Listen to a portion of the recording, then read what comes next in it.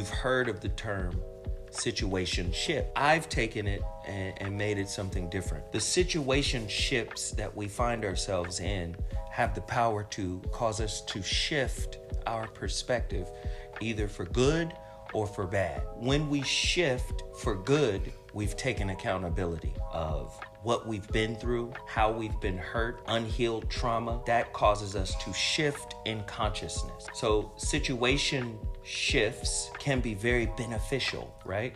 If you're learning. Most people do not enter a relationship to find out what's wrong with themselves. Most people are looking for relationships to bring ease and peace, but that is only half of the coin. You're a co-creator of this relationship experience you're currently in, and that's why a situation shift has a silver lining.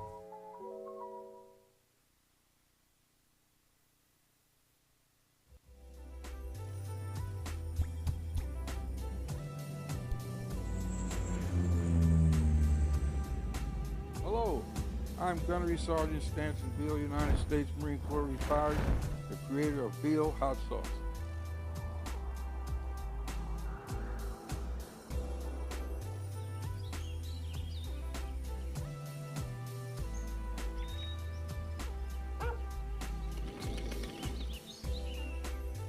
We offer 3 delicious hot sauces guaranteed to enhance any meal. We invite you to get your rank up by grabbing a bottle or 3 today. And remember, if it ain't Beal, it ain't real.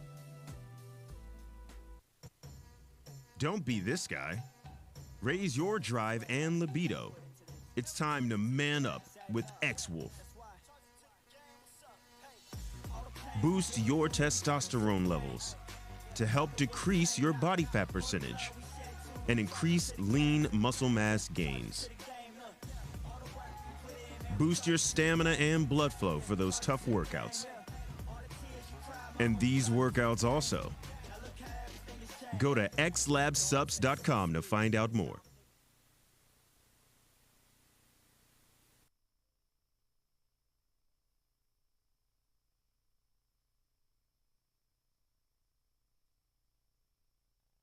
Hello and welcome to Los Angeles money, LA turkey.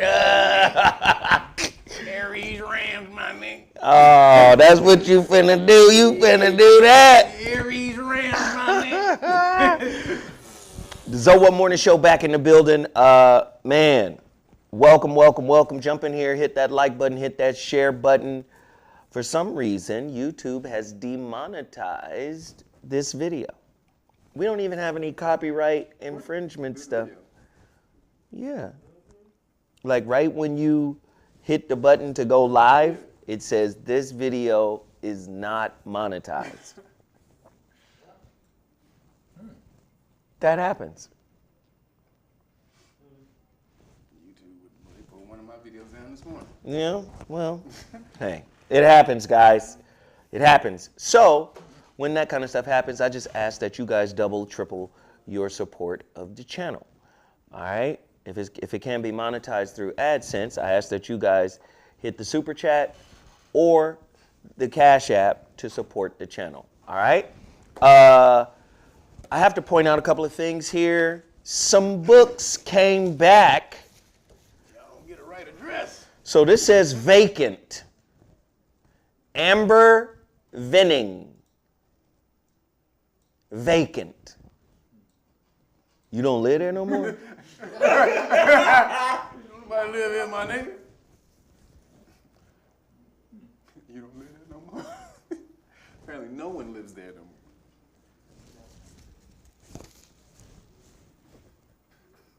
more. Okay, vacant. All right, let's see. Who is this that came back? Let's see. You know, the post office. And listen, a lot of this, I'm not going to say it's just the person who mails the book, who orders the book. I'm not going to say it's your fault or it's just your fault. Sometimes the post office be fucking up. Yep. I mean, all the time. Majorly. They fuck up. Tiffany Reason. Is there a reason? why your book came back. Reason why it's here. Because I mailed it to you, Tiffany. Here's the label, whatnot. I paid for it to get to you, Tiffany. What's the reason?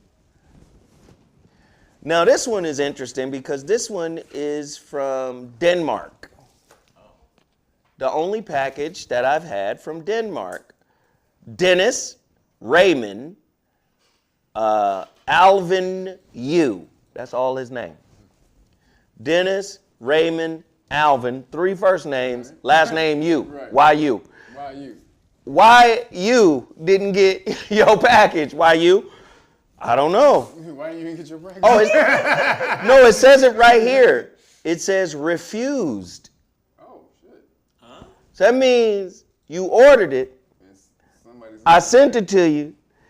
And then either you or whoever received it said, no, I don't want that. I'm good. That's devil worship. Are you living in a coven? A covenant.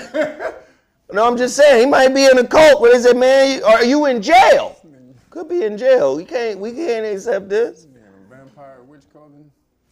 I just need to know, like, what's happening? Your shit came back. Here's another one. Let's see who this is. David Bell out of Seattle. Hey, Dave. See, I bring these books on just to show you, on our end, we mailing the book. I'm saying your shit. Now, I don't know. There ain't even the reason why this back. I don't even know. But this one hurts my heart because this one right here, if I'm not mistaken, this one belongs, hold on, let me see if I can pull this off without destroying it. Yeah, I think this is the one. This is the one. Damn, I'm upset about this one. Y'all do know these international packages ain't cheap. No, they not. Yeah. No. So this is, man, the brother Hersey Muhammad. Let me just say, he's the one who did the book cover design. You just gonna come in talking. Come on, Bobby. I love Bobby. Come on. This is the brother who did the design, man. I did send you your copy. It just came back. So hit me up again, man. Let me know what happened. It came back, all right? Now, get your copy before it's all said and done. Get your copy now. Go to theshroudedlighthouse.com and support. Like I said, this particular video has been demonetized, so we would love for everybody to hit that super chat, everybody to hit Cashapp, do something. Imad Al-Kubati, thank you. We appreciate that. We appreciate that super chat. We appreciate it. We appreciate it. Thank you, thank you, thank you, thank you. X-Wolf, you saw the video. You saw the commercial. Go to xlabsups.com. Support that brand. Black-owned business. The Black Nugenics that GNC sells. This is a testosterone booster. Has a lot of natural herbs in it, such as maca root, Panax, ginseng. This is a good product. Why not buy a black-owned product? Also, Z-Moss, my own C-Moss brand. You can get the tablets or the gel, both available at cmossbusiness.com. We got Total Package Energy. Let's not forget Total Package Energy. Total Package Energy. They've got B12.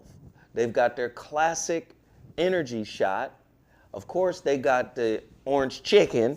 And then they have pea protein. I've been detoxing for the past, today is week 4. And I'm 15 pounds down. Them knees feel new, Bobby.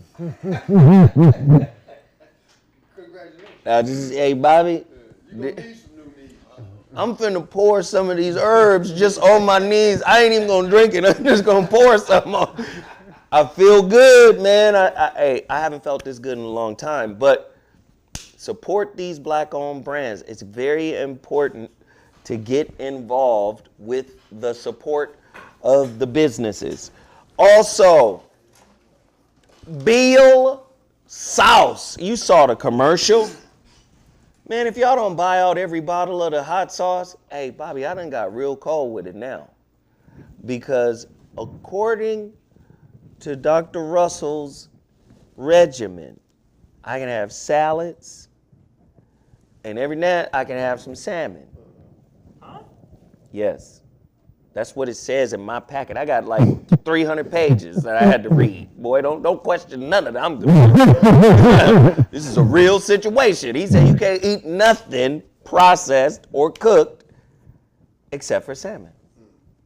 He gave you a meat protein, and salmon is good. I done snuck some schmuckatelli on that salmon. Dude, I thought about that. I'm like, then I was like, nah. In the salad? Why you say nah? Hey. It just didn't seem right. Salmon has a distinctive taste. That schmuckatelli got a distinctive hey, taste. and let me tell you. I didn't want to make them. Let me tell you. That taste, when you put them two together, it's like bringing Michael Jackson and Quincy Jones together, boy. Jim Crow, baby. I'm telling you. It was good. It was good. So, yes, Schmuckatelli, please support, again, Beal Sauce. If it ain't Beal, it ain't real. Go to BealSauce.com, support.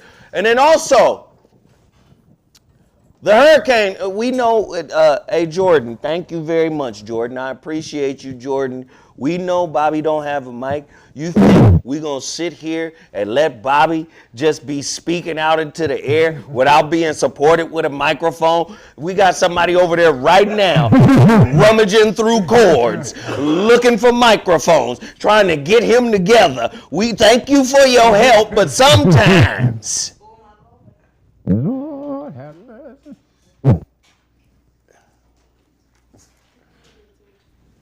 You all right? Huh? Yeah, I'm good.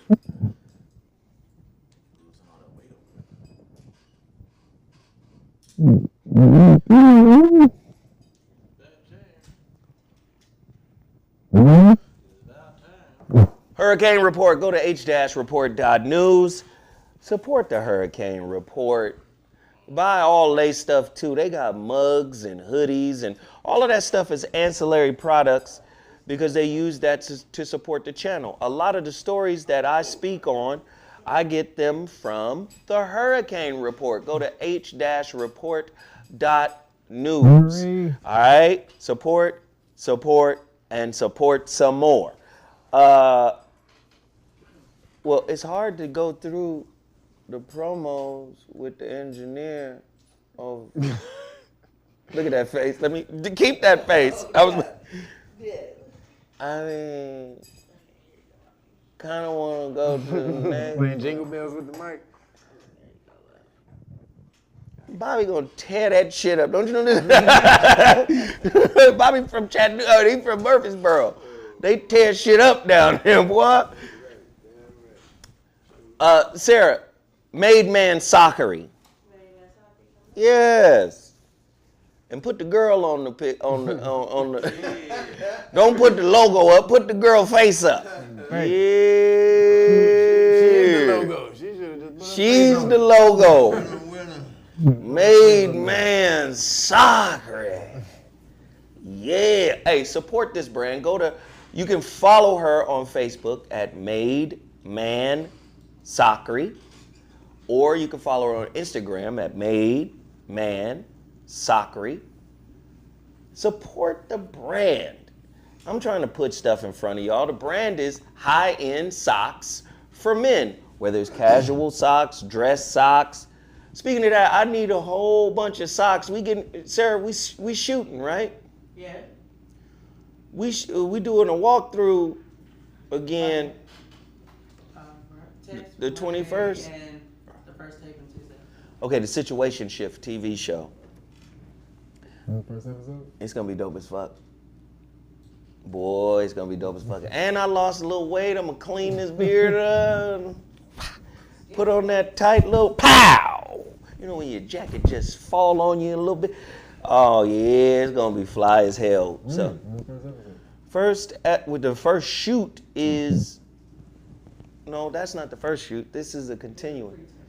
Yeah, we did some pre stuff, but the first real get down is the 21st. Is that right? Yes, sir. Sarah, help me, cause I've Yes, been. sir, it is. You know.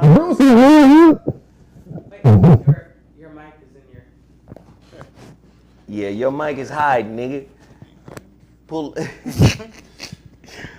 What else did I promote? Did I get everything?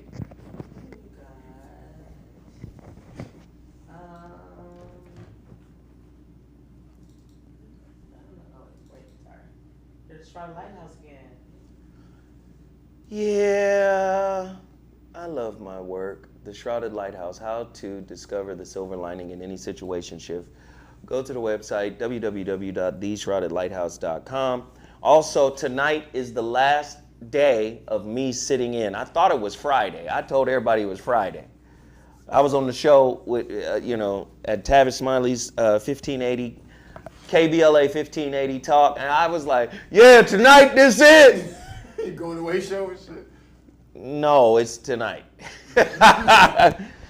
Maybe I should do some Valentine's Day debauchery. Break it down what that really is. Huh? Break down what that shit really is. St. Valentine. Maybe I should do that. But people get salty. Like, if you listening to the show. Ruining their shit. Yes, I know they shadow banning me, dog. Well, let me explain something. And then I'm gonna throw it to Kev. Let me just give you this right here. If you're not being shadow banned, you are a voice they want the masses to hear. Yep. Now, you can take that and do whatever the fuck you want to do with it. Absolutely. If you're not being shadow banned, that speaks to the content, the quality of what you got to say. If these motherfuckers say, hey, hold on, Bobby, he don't get to talk. Because they understand the influence and the power that Bobby may wield. Please understand, if they want to shut some shit, listen, there's a movie I want y'all to watch. Tone Talks reminded me of it yesterday.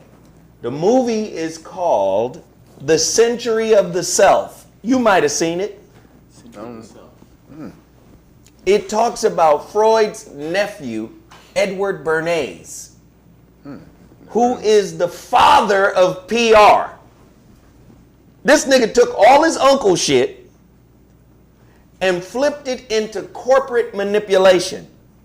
You niggas ain't never had a free thought in your life. So when you start thinking free, they be like, who platform he on? Yep. Oh, he on our shit? Yep. Turn that off button. That notification, turn that off. Yep. No. So just please understand, this is what we say, they shadow banning the shit out of you. So Edward Bernays created corporate propaganda, government propaganda. He was changing people's minds to, oh, I thought I was raised and conditioned this way to do this, to do that. Okay. All right. Motherfucker introduce an idea into society and people be like, hey, shit different. Right. In that movie, he broke down how the cigar industry, or not the cigar, yes, the tobacco industry who was putting out cigarettes was like, hey man, they went to him. They said, look man, half our motherfucking potential population of buyers is cut off because there's a cultural gap that says women are not allowed to smoke. motherfucking feminist and suffrage movement was happening, he said, I'm finna tie female cigarette smoking and independence to the feminist suffrage shit by telling that this is how we're gonna subliminally market the cigarette as her personal penis. This is Freud shit. That was his uncle. This gonna be her penis. And she gets to exert her power. And what they did that was so brilliant was he planned a bunch of models to come out. There was some type of female suffrage protest or some shit happening. And what he did was he said, all right, this is what I want you to do. Somebody said Edward Bernays started propaganda, which is now called marketing. Anyway, correct. Right. Absolutely. There was a real suffrage movement happening for women, right, which led to the feminist movement. This nigga said, this is what we gonna do. And he didn't give two shakes of a fat rat's ass about female suffrage, feminism. He didn't give a fuck. His job was, let's get this motherfucking cigarette company cracking with females. He paid all the models to come out. And then he said, at this particular moment, I want y'all to pull out y'all cigarettes and smoke them. Because this is an act of rebellion. And they couched it in the female suffrage. See, let me tell you something, man. Marketing is so cold, it goes back to the Kabbalion. Half truth. All I got to do is present a half of a truth. Right. Your spirit is going to resonate with the part of what I'm saying that's true. Yep. And believe, and then just kind of believe. Maybe the rest of it. Maybe the rest of it. Maybe the rest of it, right. Maybe it'll resonate later. That could be true too. Do you understand? So when they start stopping niggas from talking, just understand, motherfuckers might be saying some shit that need to be listened to. Hell yeah. You know what I'm saying? How in the entire last year, I was at 69,000 subscribers the whole year, getting about 20 subscribers a month. Yeah, it's bullshit. And then in January, I get 1,200. We had 71. They owed you. All right, it is. Yeah, you go. Off and then later we'll trail your ass off again. Right. Okay. All right. Averaging 2,000 views a video. You had 72,000 subscribers and only 2,000 niggas saw it. Right. Some weird shit going on. All right. That's enough. I'm done with my promotion. Let's go to Kev. Bobby, I know you got something, right? Do I need to email my sister? Nothing. You sure? Because I wanted to set you up properly. I appreciate that, brother. Come on, Bobby. I done learned your movements. I got to get... Bobby got apparatus. He got people calling in, Zoom calls. Hey, this is Zo. And Zo, let me tell you now, this is my friend, my good friend, my real friend. That's Bobby. My friend. Hey, let me get my, hold on. Let me get my shit together.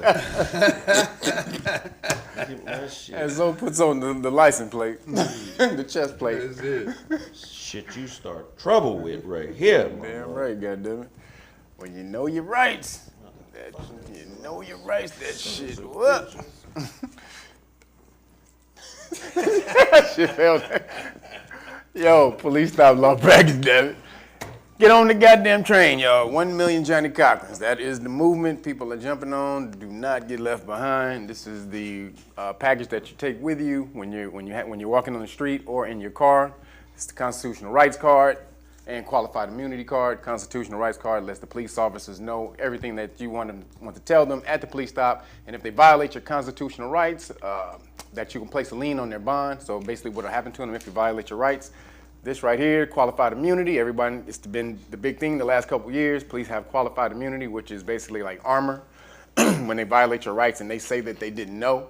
So when you alert them that they're in danger of violating your constitutional rights and you catch it on camera, boom, they have no recourse. Then boom, they lose that qualified immunity. So this right there, this card lets them know that happens, puts them in warning, And this card right here has all the Supreme Court cases or just regular court cases that says that they lose that qualified immunity right here.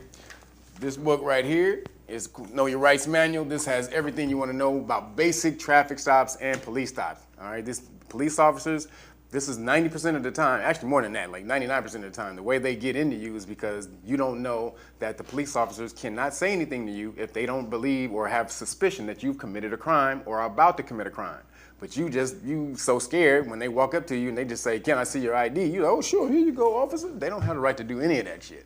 So know your rights, and then you can start asserting those rights. So right here, police stop, or excuse me, the Know Your Rights Manual.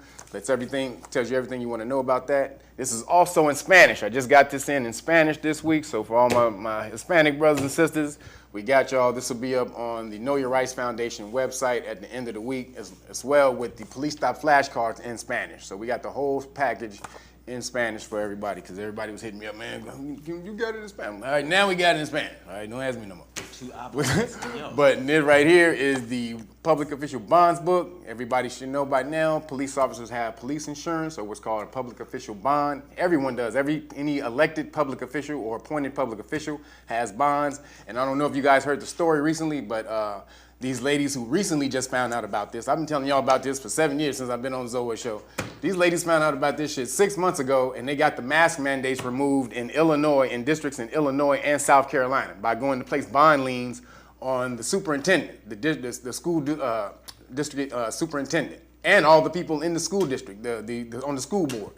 This is some real shit. Now they're out there mashing out. They got thousands and thousands of people placing bond liens on people all around the goddamn world. They doing this whole movement, and y'all don't know shit about it. But I've been telling y'all about this shit for 7 years. Get the package, get the book. It's all I heard comes. somebody on KBLA talking some shit. I said, "Them niggas listening to K." Dude. They was like, "Yeah, you could place a bond on the police." I said, Yep. But I wanted to bust in and go, "Where you get that from?" I just listen. Dude, it is people, they starting to find out. That's the whole thing. Now, And see, then let me just do this. Let me gloat a little bit. Gloating is sometimes good for your spirit. Go ahead. When you've been attacked, people be like, "What work are you doing?" That's work. Man. When you say something that sparks people to go do something, and it starts a movement, Man. that's work. Them Caucasians are mashing on this shit right now. They're doing this in community. They got bond communities and shit. Y'all barely even know about this damn book. They found out about this only like 6 or 7 months ago. They got organizations up. They got teams around. Y'all better get on this shit. They're asserting their rights. But you can get the whole package for free if you order the Great Book of Melanin Research. This is all the research they've been doing on you for the past 116 years. Let you know why you are Venom and Black Panther and all the rest of them damn superheroes that they keep creating about you. Hey, Sarah, this is all in this book right here. Let you know why your melanin is super powered right here, or makes you a superhero. So security bonds, you could put them on the school district too? Dude, How does that work? every elected official or appointed public official has a bond. It's liability insurance. They cannot take office. Every public official? Yes, the city or the government will not let a person take office without liability, because all of that, if you don't, all of the liability falls back on the city or the state. So then you have to take some culpability for that. So that's where the bond comes in. No one can be in a public office without a bond. If they are, then you find out that your state has a bond law. You can sue the state for that, for having someone in position for not having a bond. Really? Yep. That's how ill this shit gets. And just so you guys know, governors and mayors also have bonds. So these dudes doing all these mandates and all that, they're violating your constitutional rights. You can place bond liens on these governors and mayors. This is real shit. Let me ask, what about judges? Judges absolutely have bonds. That's why I did. Absolutely, judges have bonds. So if judges are fucking you, yes, judges have bonds. Now, they don't have... Because a lot of times people see judges as untouchable. Right, because you can't sue it. This is the thing. You can't sue a judge. They have something called absolute immunity that prevents you from suing a judge, so that they're completely biased or unbiased when they're doing their job on the bench. But they do have bonds to ensure that they're not biased when they're on the bench, to make sure that they're not violating your constitutional rights like they constantly do with melanated people. They already have a preconceived notion of who you are when you walk in there and already have the decision made. And so if you can prove that the judge has bias and is violating your constitutional rights, you can place a bond lien on that judge and get them removed. So you can't sue him, huh? Who knows? Try not to check What happened? play videos. I can't play it. Damn it. It's not a part. Okay, cool, because I was going to play that little video of the white man talking about melanin is used in computers. And, Oh, right. Have you seen that? No, I haven't seen it. I just Yeah, did you send it to me? No, I haven't seen it. Like 400 people sent it to me because they think That's real shit. like, this nigga no Kev, he gonna see Kev. What was you about to say about the bond thing? No, I was just gonna say, I threw you that alley-oop so you can make the distinction. You can't sue a judge because they have absolute immunity, but you can place a lien On their bond.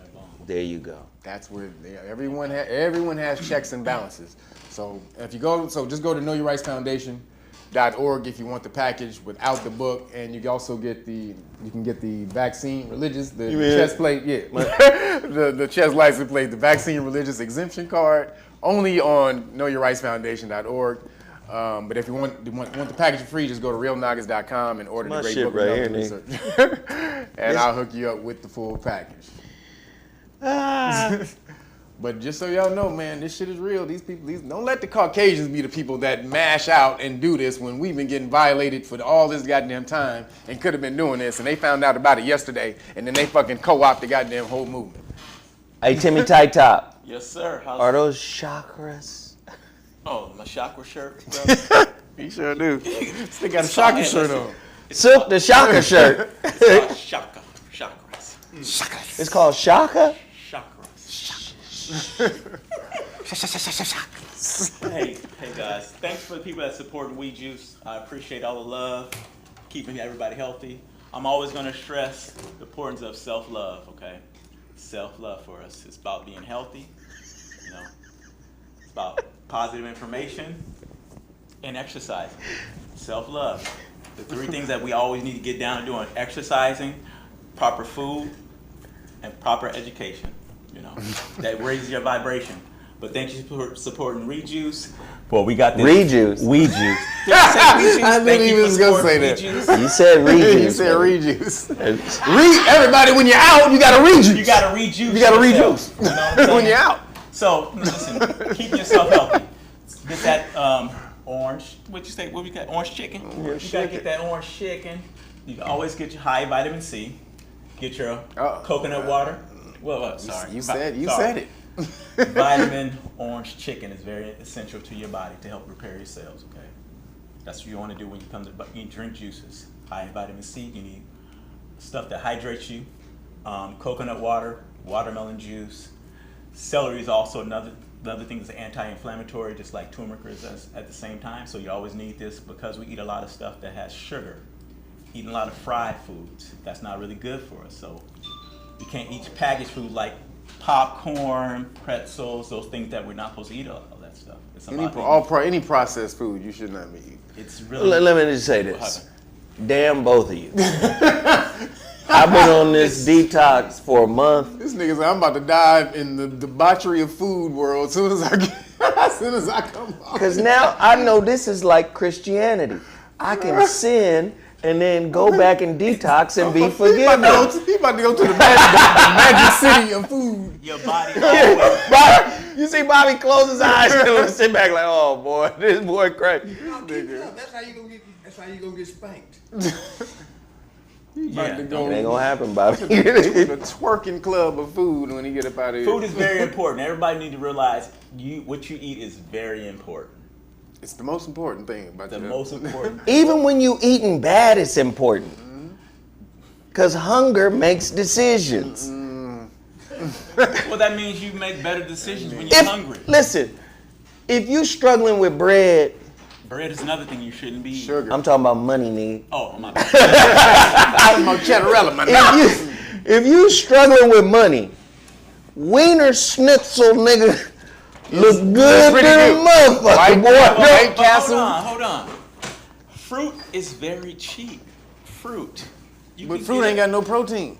No, fruit is cheap. No, it does. No, it's in the hood. No, it's not. You're talking about. Go to the motherfucking Whole Foods and all these other fancy stores. You notice the difference. Our fruit be bruised and beat up. Nigga, fucked up. 2 days from rotten. That's only good for bananas. Just tell the truth. Bananas are hybrids, but you go to them high ends. Go over to Playa del Rey and go into them grocery stores. You be looking at the fruit like, what the fuck kind of fruit is this? The fruit looks better, but it's still $3. It's still $1, $2 for the fruit. It's not expensive. Let me tell you something. Arby's, my nigga. Okay. When you. But that means them 2 for $99. No. We need to change the way we think about the foods we eat. No, I agree with you. Food that, I'm gonna eat this burger because it's gonna make me feel full instead of eating that fruit because it's making you satisfied on having the right nutrients. We just need to change our thoughts. Didn't say nothing wrong. We need to change our thoughts. You just want to laugh all the time. No, nigga. You're talking about when you say eating food. Somebody said you're gonna feel the nutrients, nigga. That don't mean a goddamn thing when a nigga is hungry. And I'm not gonna. That's what I'm saying. That was the point I was trying to point out. Nigga, when a nigga is hungry, nigga, he's gonna eat something that's gonna sit on his stomach for a few hours. An apple is gonna be on your stomach for about 20-30 minutes. To an hour, 45 minutes at the most. But it's still better for you than that other stuff that's not good. That's so if a nigga homeless, he should be thinking about. I'm just saying. Juicing and shit. Listen, if that's about making you live, you want to eat to live, not live to eat. Where he gonna juice his fruits? Well, where he gonna juice his fruits? He can eat whole, the fruit whole. Squeezing that shit. See this nigga on the street wringing out an orange. That ain't gonna work. Pump squeezing an apple, nigga. Super strong. If you change your mind, you have to unlearn what we have learned. That's unlearn. Unlearn. Okay. Unlearn what we have learned. Just like Yoda says, unlearn what you have learned. And that's the whole key to success: is unlearning certain things. Eat better, eat better. All right. Eat better, eat better. WeJuice.com. You go WeJuice.com, put the ZoWhat code, get your discount. Listen. What? That discount don't mean shit. I ain't got no money. He just sells shit and put it in his pocket. He don't talk about nothing. Bobby, what you got for us, good brother? Four quick points of order. Number one, there will be a Ghetto Basketball Classic 2. I spoke to our narrator last night, the great Corey Holcomb, who put on a spectacular industry repost show out at Bellflower. It was off the chain. And Dr. Russell was there last night, and we had a wonderful conversation about your progress, and it incentivized Corey to finally go ahead and get his package moving. Thirdly, my co-host on the Counterpunch with Victor Ortiz and Bobby Glanton Smith. Victor Ortiz announced over the weekend that he's returning to the ring on April 16th in Vegas. Who's he fighting? That's to be determined. All right. It's a major card, though. But somebody gonna get in there with him. Oh, yeah. Okay. Yeah, absolutely.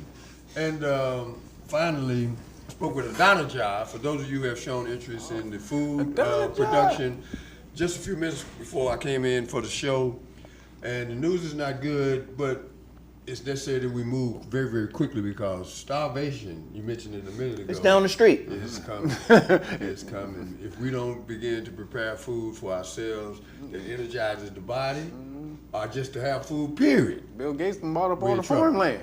We're in trouble. So if you want to get in touch with me, it's Bobby, B-O-B-B, at realmendon'tplay.com. Yeah. You're getting your ass towed up, man. I'm telling you. Man, he's taking care of his health. This nigga over there drinking venom, nigga. You ain't got a chance, bro. Get no plastic. Bobby is in motherfucking trouble. Crossing you up, nigga.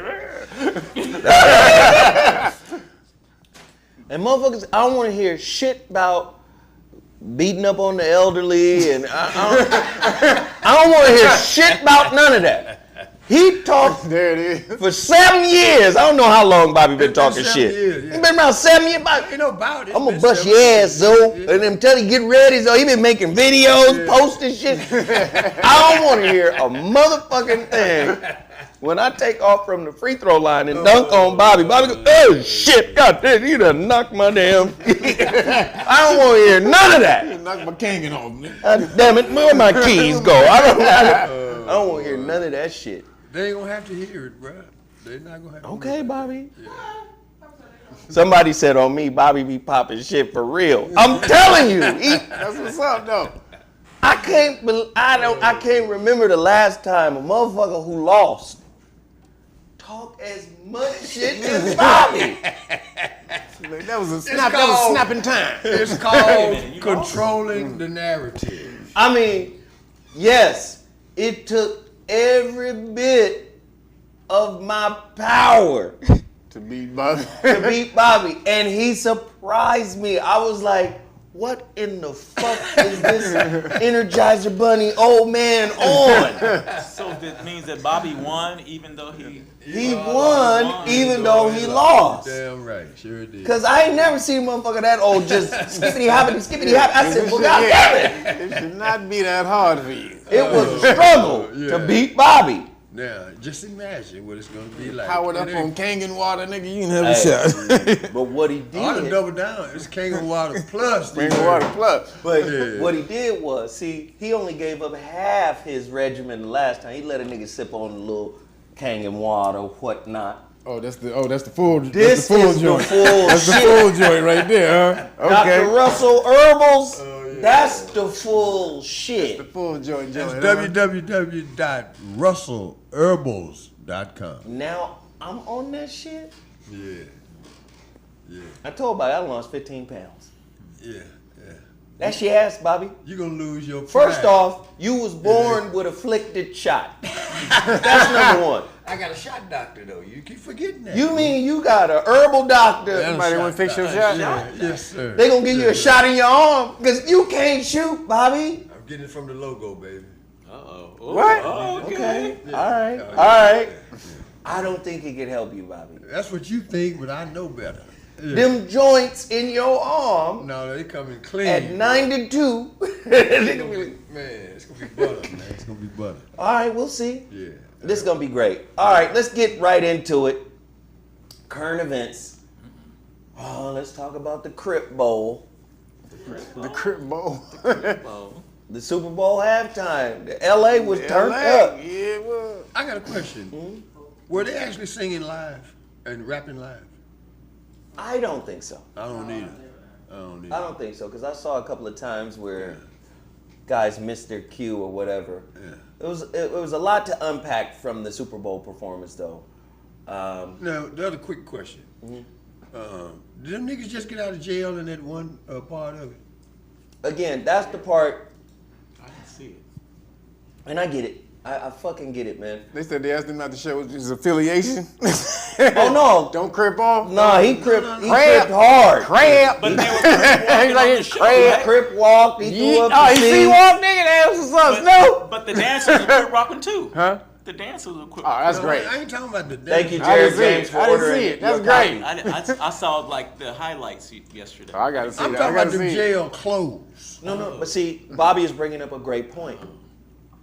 To me, and this has always been an argument in our community about gangster music, gangster rap, glorifying jail life, glorifying gang life.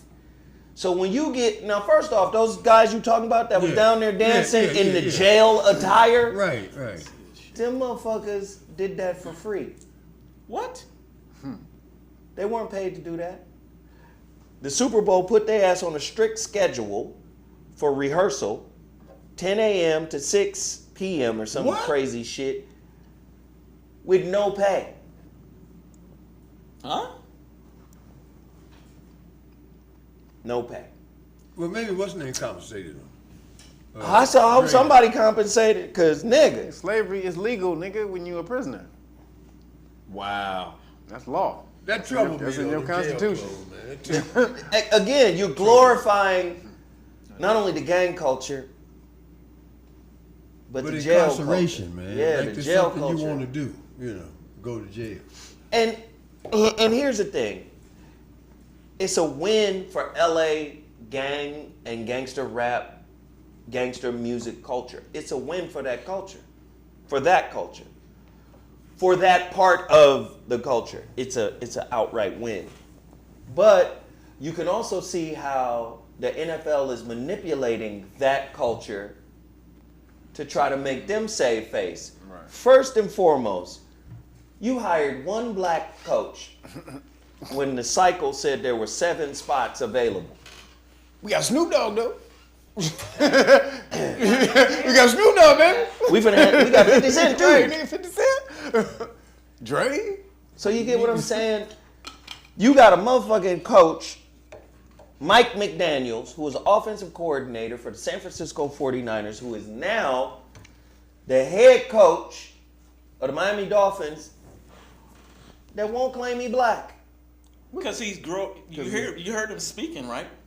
Nigga, I heard Tiger. He tiptoed behind the I heard Tiger too. Cobblination. I'm Cobblination. No, nigga, your dad named Earl. Right, nigga, Earl. Earl Woods, nigga. Earl Woods is a nigga in every community. There's a nigga in every community right now named Earl Woods. You can find his ass. Hey, what's that, nigga? Hey, Earl. What I need you to do is I want the mild sauce. You understand? I want the mild sauce and then put the jalapenos on the side and you give me the indigestion. That's Earl. There's an Earl Woods everywhere, nigga. That is Earl. I'm just saying, this motherfucker, I'm multicultural. He said, well, what he said is judge you by his character, not Okay. That's what he said. Okay. That's what he really Who is was this talking Well, what's the about. difference between him and John Leguizamo? Continue The actor my said, character. I avoid the motherfucking sun because I lose roles if I get darker. He didn't want to say that he was. First off, a head coach should not be a coward. Nope.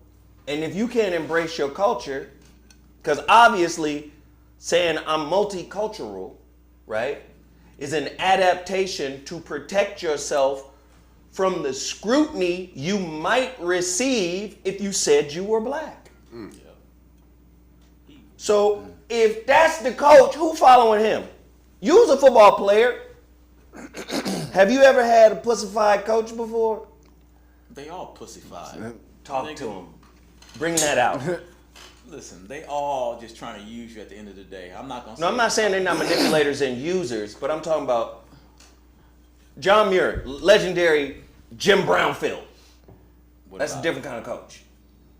That was not a pussified coach. But our whole energy of our whole school was totally different. It was about excellence. We seen people above us doing, like when I got there as a freshman, you seen people that was sophomores and juniors out there working hard, doing what they had to do to be successful. So it made all the freshmen want to work harder and stuff. Nobody wanted to not eat. We all wanted to eat because we seen the people above us eating. So we like, shit, we gonna work hard just like them. Right. People ain't like that right now. People ain't like that at all. Somebody said the Earl Woods in my neighborhood put on brakes. Mechanic, yep. I was thinking that shit too. Earls are mechanics. My grandpa's name was Leroy Woods. See, that's Earl's cousin, man. But I'm just saying, like, the hypocrisy. We gon' do some Black History shit, but it's gonna be the underbelly of Black History. No disrespect to Snoop or Dre or 50 or whatever, but there has always been a battle, and there's always been some tension between gangster rap, because Bobby just brought the real gangster rap is the lightning rod. Because niggas is like, do we really gotta talk? We gonna rhyme about killing niggas? Over flag? We gonna rhyme about this? Yeah. We finna rhyme about bitches clapping their ass in the clubs. We finna put all our laundry on wax. Wax.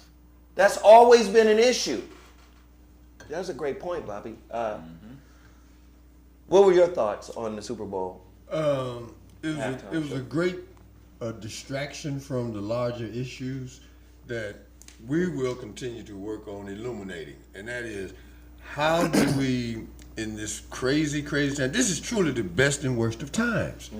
The economy is going to collapse in certain ways that we can position ourselves to benefit from. And that's the focal point that my takeaway from the Super Bowl is, it was a great attempt to distract people from the reality that they got some major problems, and I'm dedicated, along with people like Zoe and the brothers at this table here, to doing what we can in our particular disciplines to bring some solutions to the problems that we all commonly face. Secondly, I think the game itself The offensive and defensive coordinator for the Cincinnati Bengals should have got fired this morning, both of them. Why? Because the offensive coordinator did not make the adjustments necessary to the fact that you knew Aaron Donald was coming. And then number 50 coming off the edge. They had that motherfucker frustrated the whole game, and he finally broke loose. Aaron Donald is gangster though. No, finally, he broke loose on the first play of the game. Anytime you got to dedicate 3 players to one guy, they were triple teaming him. Aaron Donald is off the chain. What are you talking about right now? Aaron Donald is ridiculous, man. With the And Von Miller boots and stuff, the linebacker with the cowboy boots. They have number too, right? 50. I don't know never a heard nigga. I don't know. him yesterday. Number 50 stayed in the backfield He said, I yesterday. never heard of him. Number 50, I think Yeah, that's his number name. 50, number 40, everybody. That's their name. He got number 50. Everybody was trying to keep Aaron Donald from the quarterback. Aaron Donald is off the chain. That's a future Hall of Famer right there. He's a Hall of Famer, period. But the defensive coordinator for them, after what's name got hurt, Odell Beckham got hurt. Got to get that white boy credit, man. He the baddest thing since Raymond Berry, man. Cooper on the Kupp? backside. Kupp. He's bad. Yeah, He's Cooper Kupp is He's like supposed to double team him all day. Yeah. Your boy from like the Steve Patriots, Largent. yeah, or from the Patriots. The what was the little dude? Edelman. Edelman. Yeah. What was the one before Edelman that they got rid of? Same thing. White. Same dude. Same size, little midget that they get open. They You got know. damn. But yeah, he They got reminds me of damn. Steve Largent. He runs But perfect he's routes. bigger. He's bigger and Yeah. he's faster. Yeah, but he just runs perfect routes. But That's it's what more I'm to talking the about. routes. He's athletic. Yeah. Okay, and he's big. He's about 6'4". Is he? Hell yeah, Cooper Kupp, big boy, man. And you put 2 people on him, you got another people shouting him and hitting him in his nuts. every time Somebody he said hit. Wes Welker. Wes Welker, thanks. Yeah. Goddamn, thank y'all. Wells That was the Welker. dumbest That on motherfucker was that off the last chain. touchdown. Wes Welker was They off had the chain. single coverage on Cooper Kupp. Bobby, you mad because you That's said they okay. was gonna win. You mad because you said they was gonna win. No, I'm mad that they didn't win because they should have won. Shit. But that's the same shit, ain't it? Aries, baby. Trying to trip me up. Rams. But credit to the brother, the defensive coordinator who should be a head coach, Raheem Morris. He put together a great scheme, man. See if they give him a chance he next kept year. that boy looking for him all He's day been a long. coach. He was a coach for the Jets. Was he a coach Was for is the the Jets? Hey, listen. word. Yeah, for about 2 weeks. That man, Stan Kroenke, put $5 billion into the Los Angeles economy, into the Inglewood economy, by building that stadium. The NFL owed that nigga a Super Bowl. And he got a Super Bowl, and he got a Super payday. You know that Midas across the street? Uh-huh. $650 to park there. Damn. You said 650? $650 to park your car and still walk half a mile to the stadium. 650. Somebody said $650. Bengals got so much help from the refs and still didn't. The and Bengals? What about when they, at the end of the game, when they called that holding against the Bengals? It was It holding was on. not a holding. Yeah, it was. Yeah, it was. Plus Yeah, they was Yes, it undisciplined. was. All That that nigga had, he celebrating. had the nigga jersey in the Y'all middle of saw the all route. that In the middle of the celebrating route. after- You didn't see the game, but you saw they were celebrating after every play. Now that one The nigga, Bengals was undisciplined, man. that one nigga who came off the bench with no pads on. He would be catching the ball. That one nigga that came off the bench. That was a big penalty, Listen, man. Yeah. that nigga didn't have on no pads, and he had on some slides, and he was in the end zone with everybody else on the team with happy, pads. man. That shit was hysterical. He ain't gonna be happy when they send him the dismissal notice this week. Now, I will say this. Did Eminem do the blackest shit? Kneeling? Thank you. I was just talking about this with him in the car on the way over here. Eminem texting me. I said that to him in the car. Even though the NFL told him not. NFL told him Yep. not to do it. Just like the NFL told, but let's look at the dichotomy here. The NFL told the white man, don't take a knee. Don't take a knee. But told the black man, don't represent your set. Yeah. Shouldn't it be the other way around? Honkies should represent white supremacy. Don't come up here and rep your whiteness. But Snoop goes up there, hey, I'm finna rep the C's. He threw up all. But they still on this no taking knee shit? But I thought they talk about no on racism. So why do they care about this knee shit? Listen, man, the NFL don't give a fuck. They don't give a fuck about black people. Listen, I'm gonna put in racism on the back of your helmet.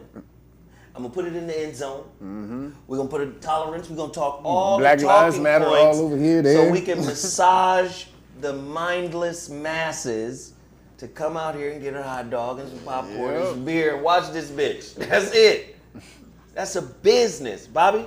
Speaking of advertising, as you had earlier, I'm still amazed every year at the number of suckers they can find to spend $10 million for 30 seconds. And you don't even know what them commercials? And you don't even know what they're selling. No. Right. Be dumb as shit. Them commercials, most of them be dumb as I shit. see all of the bells and whistles, but what are you selling? And then at the end of the commercial, they'll put up a logo or something. I'm like, Right. Y'all not gonna be here in 5 years. I mean, it's crazy, it's man. crazy. It's crazy. You listen, just the promotion of the gang culture during that fucking halftime. And listen, I was an A&R person in the 90s. It brought back great vibes and feelings. and I was like, hell motherfucking yeah. But in hindsight, when you look back and you say, well, goddamn, a $5 billion stadium, Inglewood being regentrified, niggas can't afford to not even live in Inglewood, let alone go to the motherfucking game. Inglewood, The motherfucker who told me, listen, man, the guy who built the motherfucking stadium, he took me on 4 tours. I saw the motherfucker come out the ground. He took me on 4 tours. He made it clear. He said, this stadium is not for the residents. I said, what? It's not for them. They're not going to be able to come in here. And then he explained how the motherfucker, he was just telling me what his bosses told him. Right. Then he explained how it's built. You saw legendary running back Eric Dickerson said, fuck your tickets, because the Rams gave him tickets in the post seats. In the what? In the poor seats. He was like, I ain't going to the game then, fuck that. How the stadium is constructed. It's mostly suites. It's 80% suites. What? Yeah. Wow. The suites is $1 million. It's 20% general population. And even with general population, did you see the ticket prices? $3,000. Get in the door. $3,000, you sitting behind a pillar somewhere.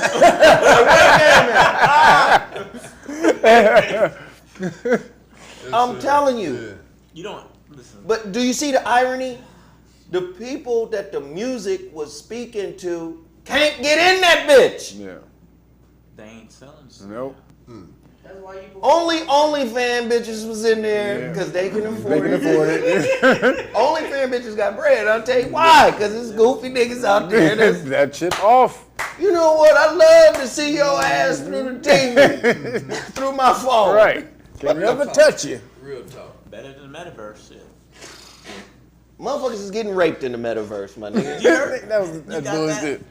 The fuck is going on? How you get raped? But the economy Because she was of full the of shit. NFL and all major sports will not concede to anything but power.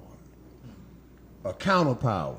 And I hope people don't get tired of me saying this, because we need folks to get engaged in the world that we living in right now. You got one life to live. Get off the bench. Get in the game.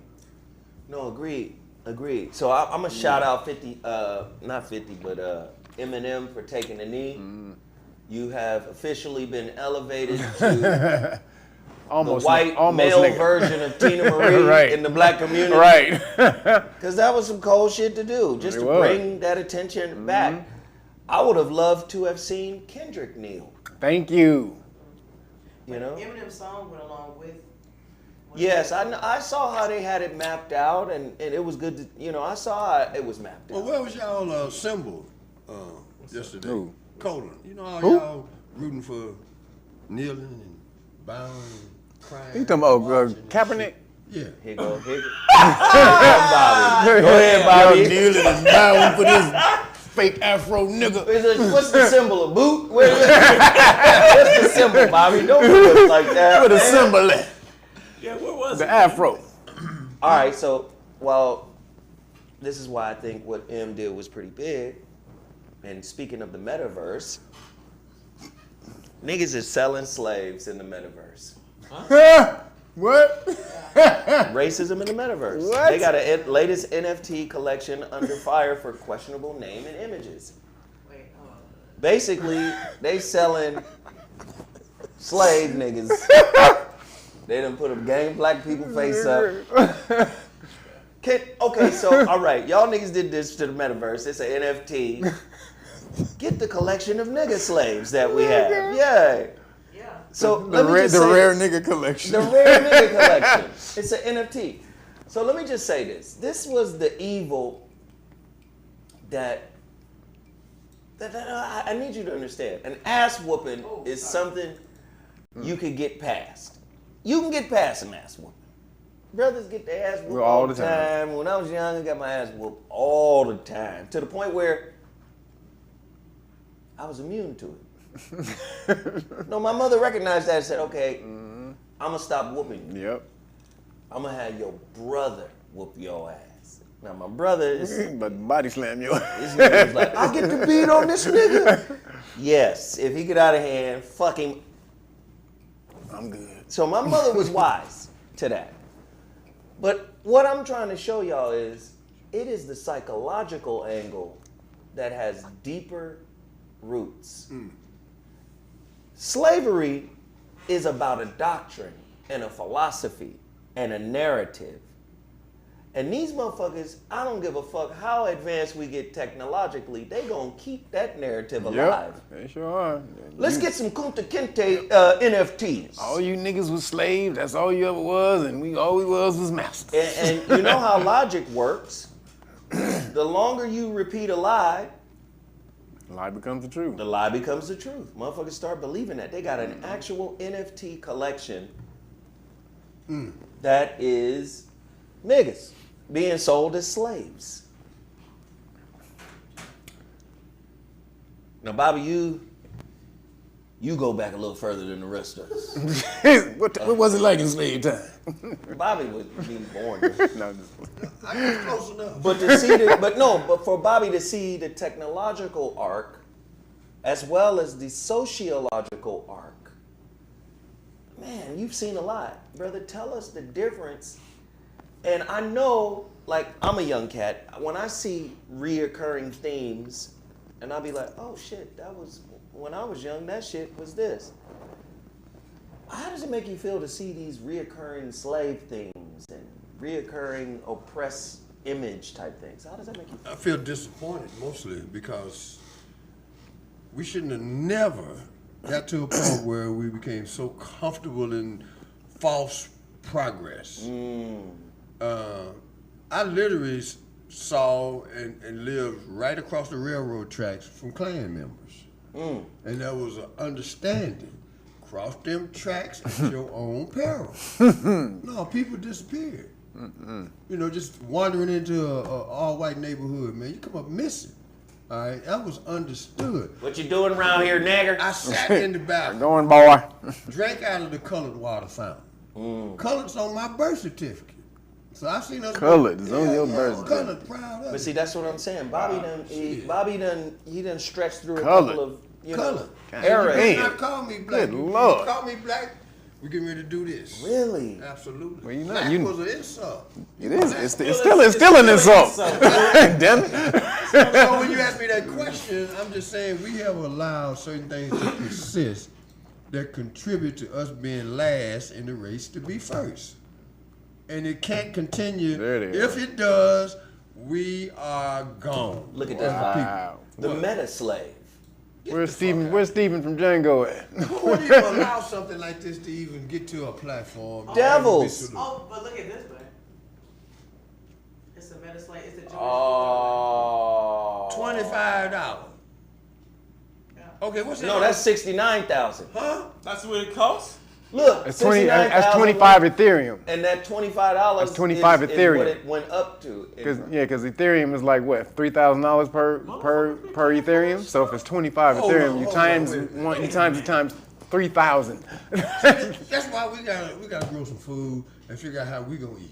Because if people are willing to go for this shit right here, it's no excuse for us not to be really just rolling in dough. This is pathetic. Yeah, they just create bullshit to make money off of. We can do that shit too. And we create bullshit to make money off of, but they co-opt that, they steal that, and then make money off of it because we don't have the information to turn it to monetize it. We just be all look at that in the entertainment. Pictures then, right? Hey, meta slave number 485. This nigga looks like he can motherfucking cut my lawn. This person's gonna be a slave in the metaverse? Yeah. In the metaverse. Who in your, because you know, listen, the metaverse is big. Nike is in the metaverse. You can buy Nike and clothes. Yeah. So You can buy property, you can buy land, you can buy land. It's like the Sims thing where It's it's like actually the a full Sims, but functional it's, shit? yes, but it's the Sims on crack. Who posed for these and said, yeah, nigga, put me as a slave? Those look like computer. Like if you look, Yeah. if you really Oh, look, they're those like, electronically. They're taking the likeness from actual people though. Hell yeah, they They're are. avatars. They're avatars. They said, listen, a slave could only be black. It's somebody out there that look like them people. No. This is what, like, Kev, would you tell them about the books that talk about white slavery? Where did you find this stuff at? There's been many books written on white slavery, correct? Well, yeah. You Hey, where white you go to see this white stuff cargo. This shit is online everywhere, Bobby. What, They- just type in metal slaves or metal whatever? It'll pop right up. Yeah, white cargo. They were white and they were slaves. Wait, what's the name of it? They were white and they were slaves. And white cargo is probably the two main ones. What's happening, Bobby? You all right? There's another one, History of the United States. Shit y'all got floating around in there. Bobby, that's sage. Yeah. You used to put it in gravy back in the day. There's another one called History of the United States. I forgot the author, but he talked about how the word kidnapper came from when they used to steal Caucasian kids. It came from kidnapper. Now watch this. You gotta go look and scrounge and scrape for those goddamn titles he's talking about.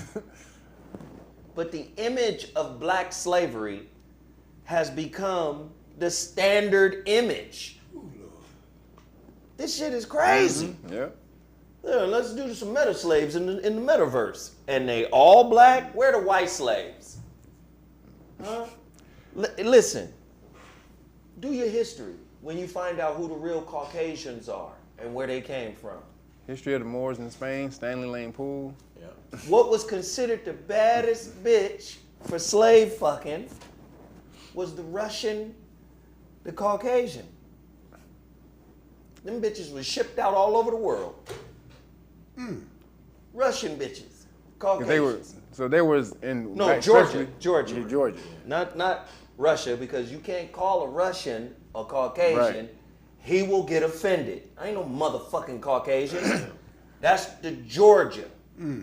So Like, yeah. not Georgia in America, Georgia in Russia. Right. And in you that had area. and you had the harems, and so some of them would, some of the Islamic, upper elite, they would bring them into the harems, but the harem was different. There was something called the odalisque girl.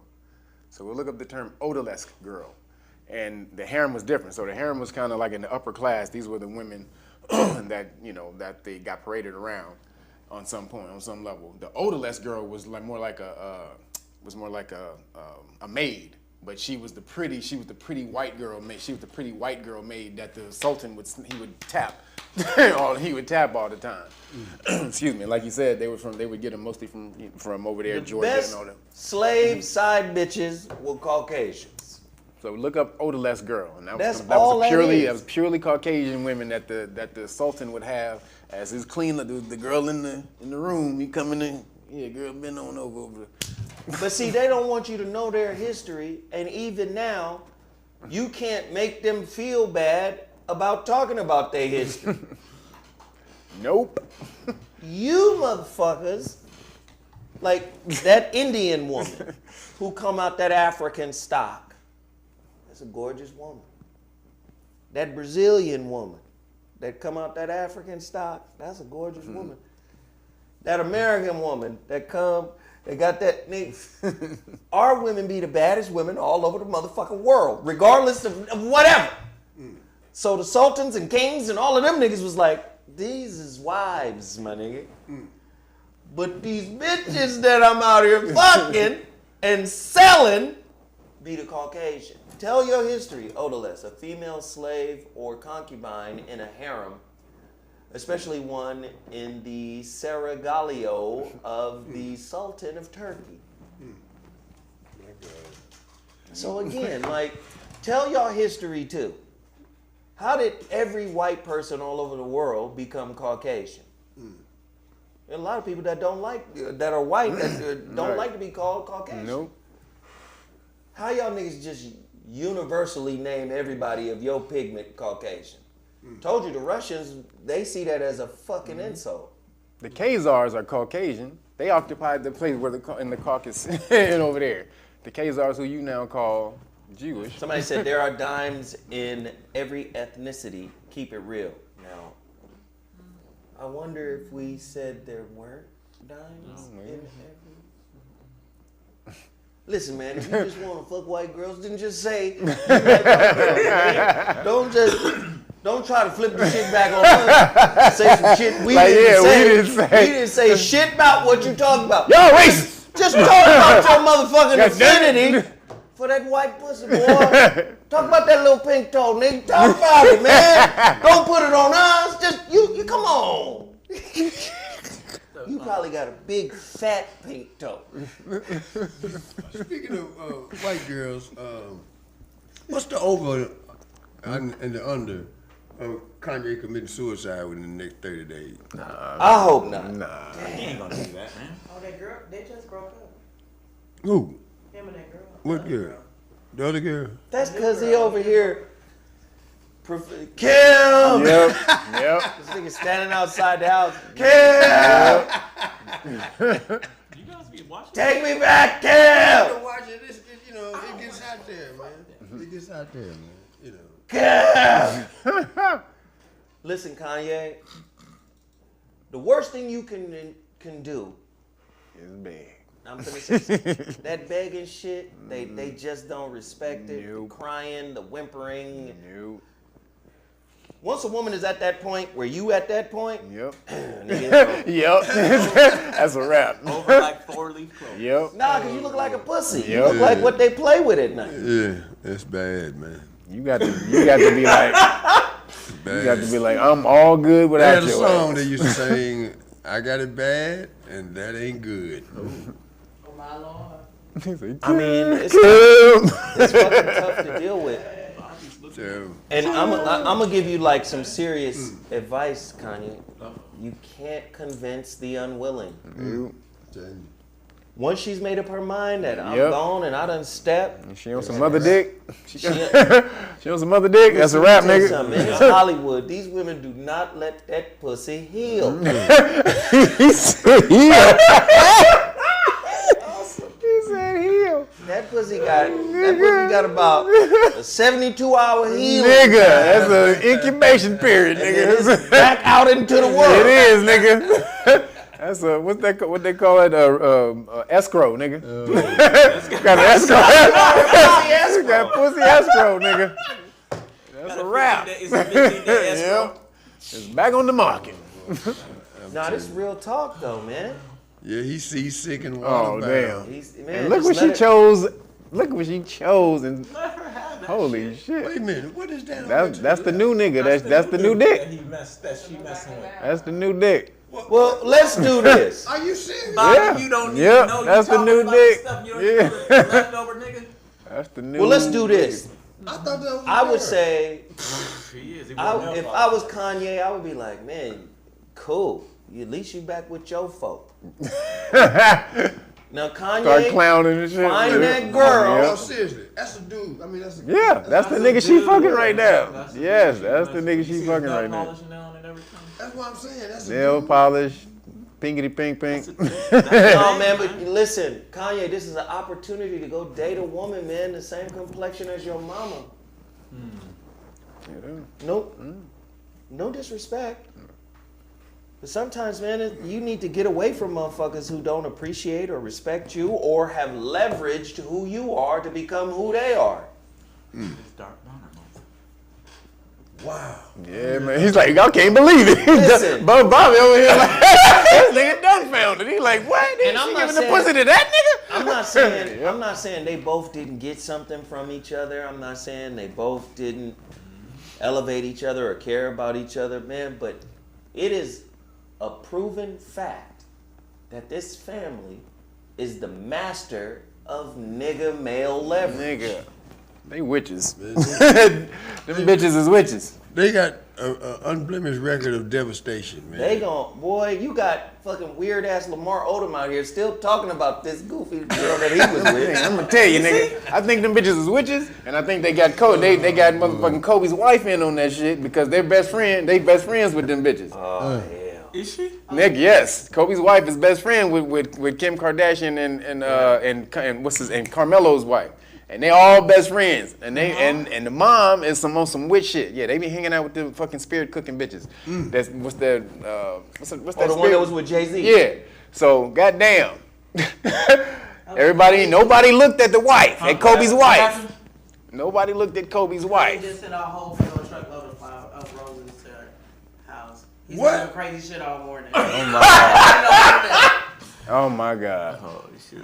This nigga, Bobby, say it. I hope this don't happen. Listen, cause they know he fucked up mentally. He gone, man. They fucked him up. They know something ain't right. He gone, man. Lord, He have gone, mercy. but he ain't gone, but he gone. No, when you gone, got but he ain't bipolar, my nigga, Yeah, he gone. that means you wake up in two places at the same time. At the same time. Maybe he's like, He said you wake up in two I'm just places. saying, it's a real situation. There's a chemical imbalance. That is funny, nigga. yes. You know what I'm saying? There's a chemical imbalance, and the only way to balance that chemical imbalance is usually through medication, which calms you the fuck down. I'm here. No, and he there. needs. It's got to be some natural. Like, nigga, I'm here, there, and I don't know how I got to either one of these places. Where my motherfucking GPS? Nigga, hold on, take your medicine. That is funny. No, nigga. it's some natural remedies, I'm sure. Yeah. No, I yeah. believe it. Oh yeah. This is, I believe you say it. chemical imbalance. That's a lot of times from the food you eat. Yeah. And so But- you can calm yourself down. Yeah. I think you really just need to pull Yes. him out of the metal world for a minute and just Holy Lord Jesus Christ in heaven, this motherfucker. He probably started the metal world. This nigga turned into a zombie right in front of us. Nigga, I'm good, my nigga. He's doing Russell. He's doing the herbs. They ain't my He knows I'm doing the herbs. He knows.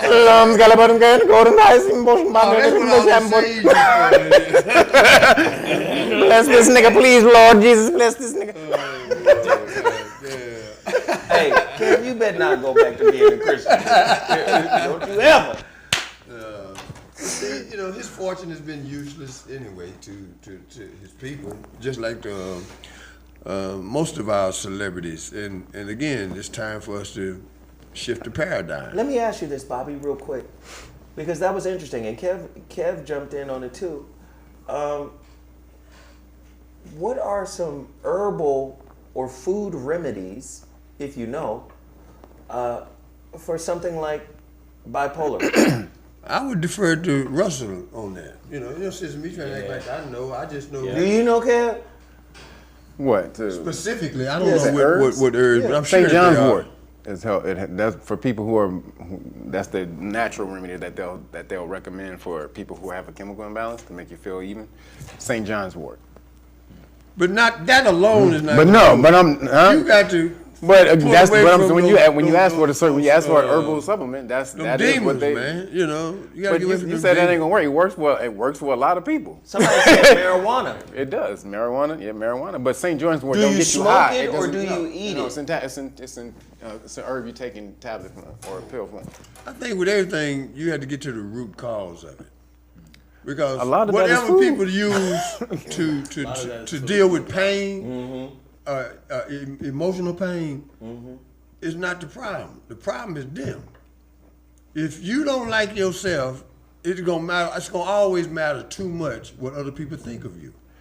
Cause when you drop off a truck full of flowers to a motherfucker that moves on, that what? That do what? The motherfucker that moved oh on. yeah. Them flowers Don't yeah. look like a big ass truck full of bed bugs.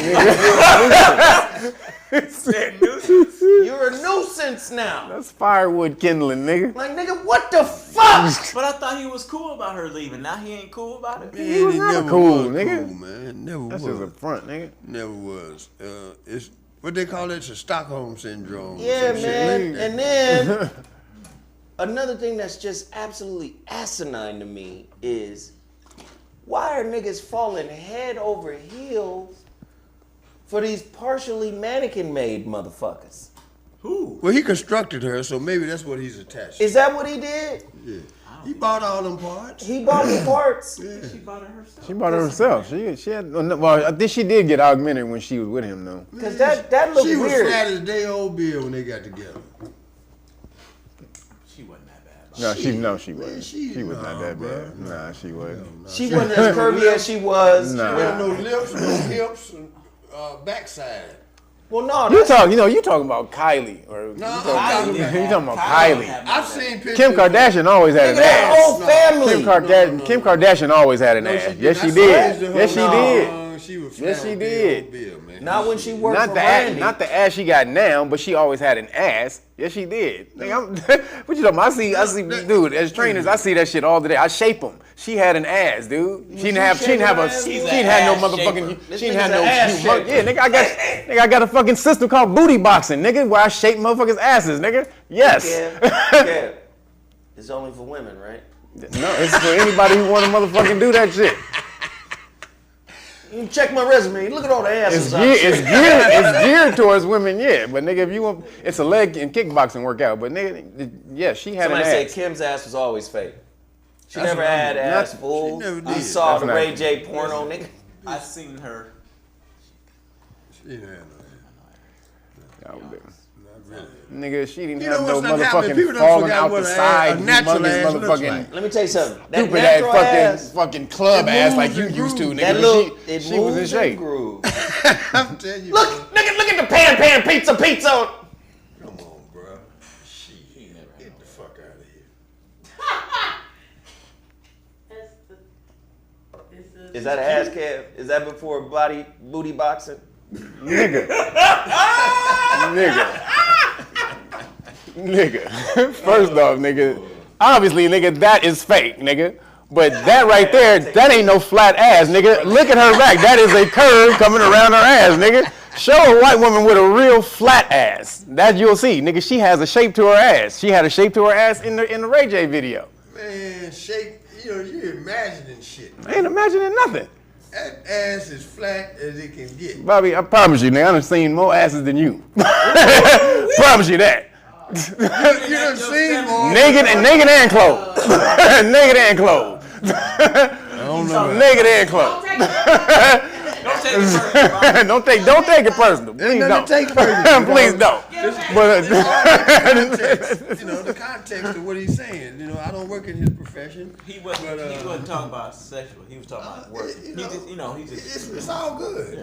It's a statement. I've been training for Stand 20 something on, years. I'm not Believe gonna me. contest it, I've seen the flattest asses. She ain't had no flat ass. She don't have y'all perception of ass is just where different. I'm from, that's a flat I've ass. Where I'm Yeah, from where you from, Yeah, but that ain't no flat ass. I've seen a flat ass where you talking the that ass is inverted, where the motherfucker, the back go like this. That shit is like that. Listen, he has the big booty book at home, so he knows. That's a You know, California that's perception. Oh, was that supposed to be a shot? You got a big booty book at home. He like, come better than that, nigga. Come better than that, nigga. Come on, better than that, nigga. You better than that, Timmy Tight Top. I'll give you another shot. Come on. I'll give you another shot, my nigga. Go ahead. So, what did you think of the football game? You saw it, I suppose. Yeah, I saw the highlights. I saw the I highlights. saw the highlights.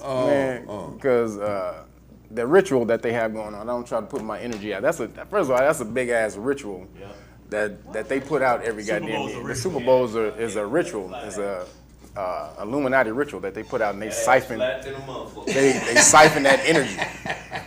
People don't realize the Super Bowl is a ritual. And let me tell you something, man. This Russell Herbal's name.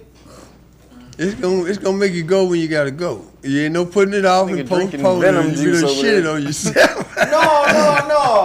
I had to pee. The water. 'Cause he's been drinking all this water. I've been drinking the water. Mm-hmm. And let me tell you something. It's the flush. Fuck Vons and Ralph's and all you bitch ass stores out here. These motherfuckers done ran out of distilled water. They running out of everything, bro. So I had to go buy. Now the distilled water is normally like $1.29 a gallon. I got to get the fancy shit because I called Russell and said, hey man, these motherfuckers ain't got no distilled water. He said, go to this website called Mountain Fresh or some shit. Order that shit, and until you get that, go with the alkaline. I said, all right. Oh, that alkaline gonna come through you. Yeah. God damn! Yeah. That alkaline! Yeah. I got some alkaline from motherfucking Whole Foods last night. The bitch was 10 pH or some shit. Yeah, buddy, that's it. And I put that shit That's in the my joint. shakes That's today. the joint. Yeah. Man, That's it. Yep. It's setting you I done pissed 36 times since this morning, dog. Yeah, that 10 pH water is up. That 9.5 pH. God damn! Gotta go. But it's the best thing for you now It is. because once you get flushed, then you can go back to a little decadence and then, you flush again. But the main thing is get ready. But you see that documentary they did on Dr. Sebi, The Universe is Inside You, came out last month? Where they I saw that. You saw that shit? Yeah. Man, that's why they took him out, because he would have stopped this whole pandemic. One man could have stopped the whole world pandemic. He's the only man in the world that could have legally said, I can cure anything, legally, and they couldn't throw him in jail. They have to take a piece like that off the board way before you even start to think that he's a threat. Well, we got a piece of that left, and not just Dr. Russell, but they're great herbalists all over the place. Yeah, Tahuti. All over the world. Yeah. Tahuti Ma'at Ra.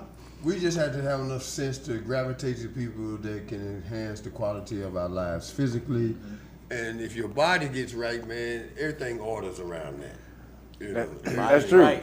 But the Mind, thing, body, and soul. but the political part of it was the courts said that you cannot jail this man for saying he can cure cancer, AIDS, lupus, sickle cell. He cured all 77 people he brought to court.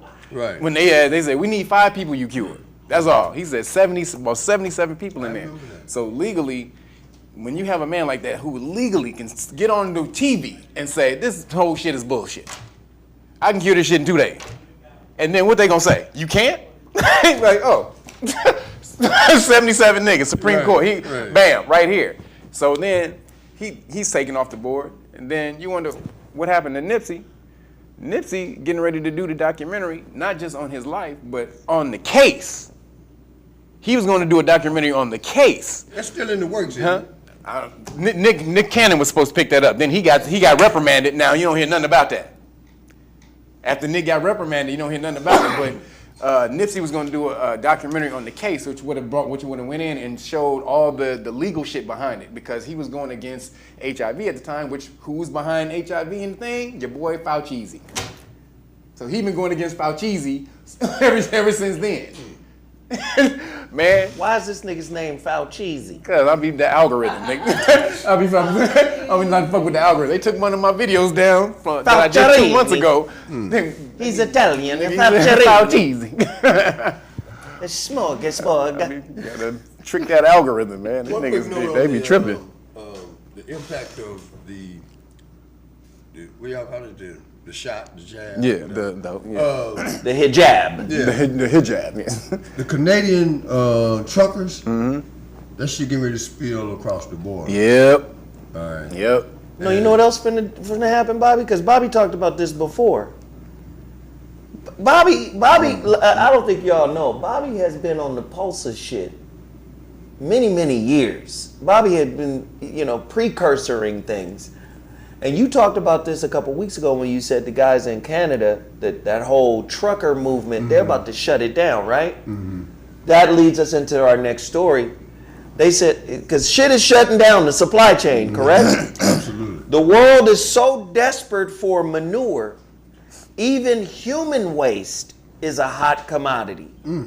The market for manure from pigs, horses, cattle, and even humans has never been so hot thanks to a global shortage of shit? Of chemical fertilizers. Just ask Andrew Whitelaw. See, a lot of times black folk be like, this shit ain't got nothing to do with me, nigga.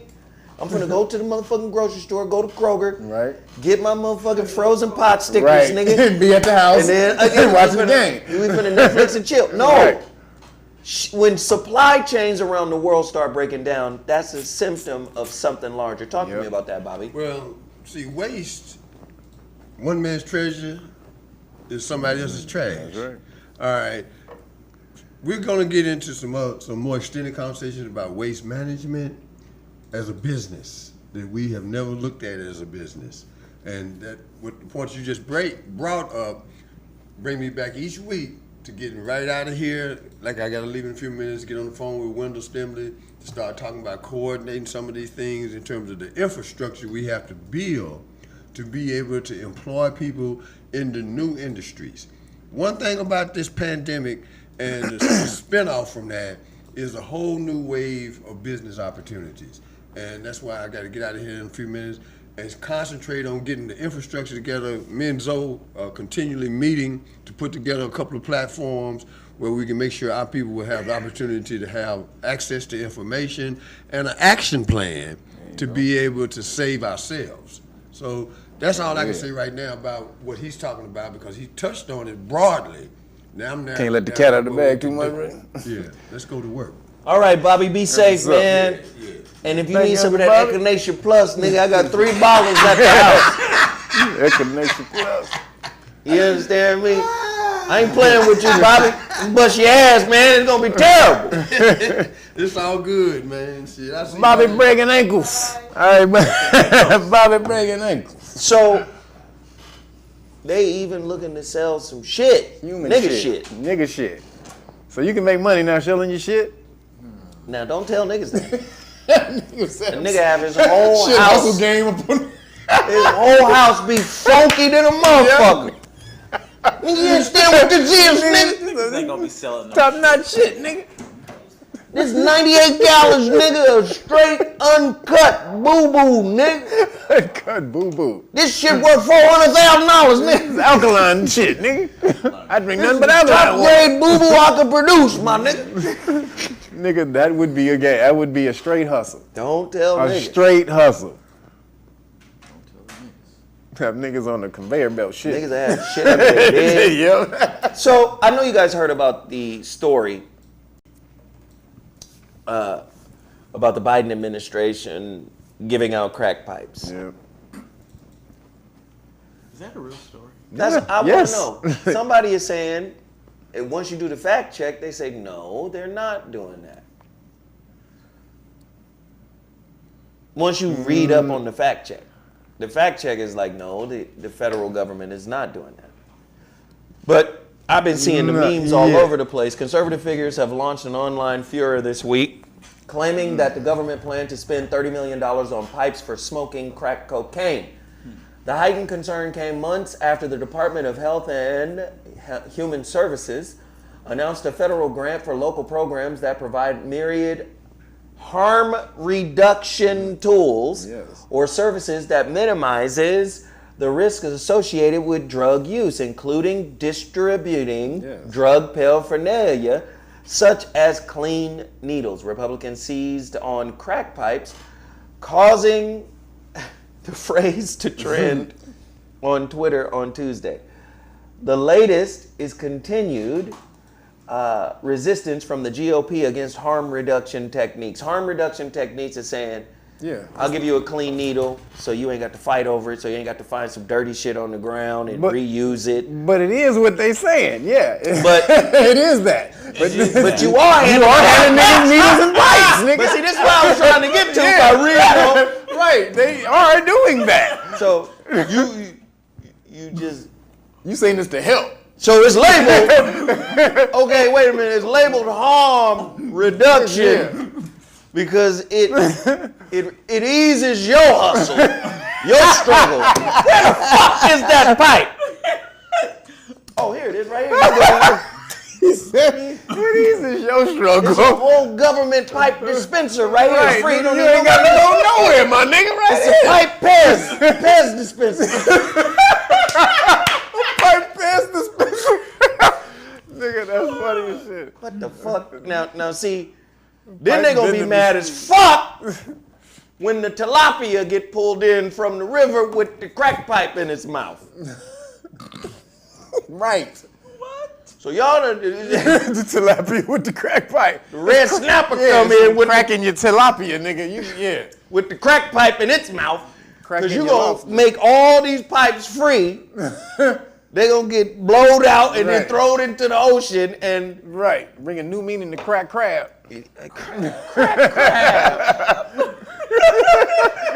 That's a real crack crab in this bitch. nigga, America is the Carter. Nigga.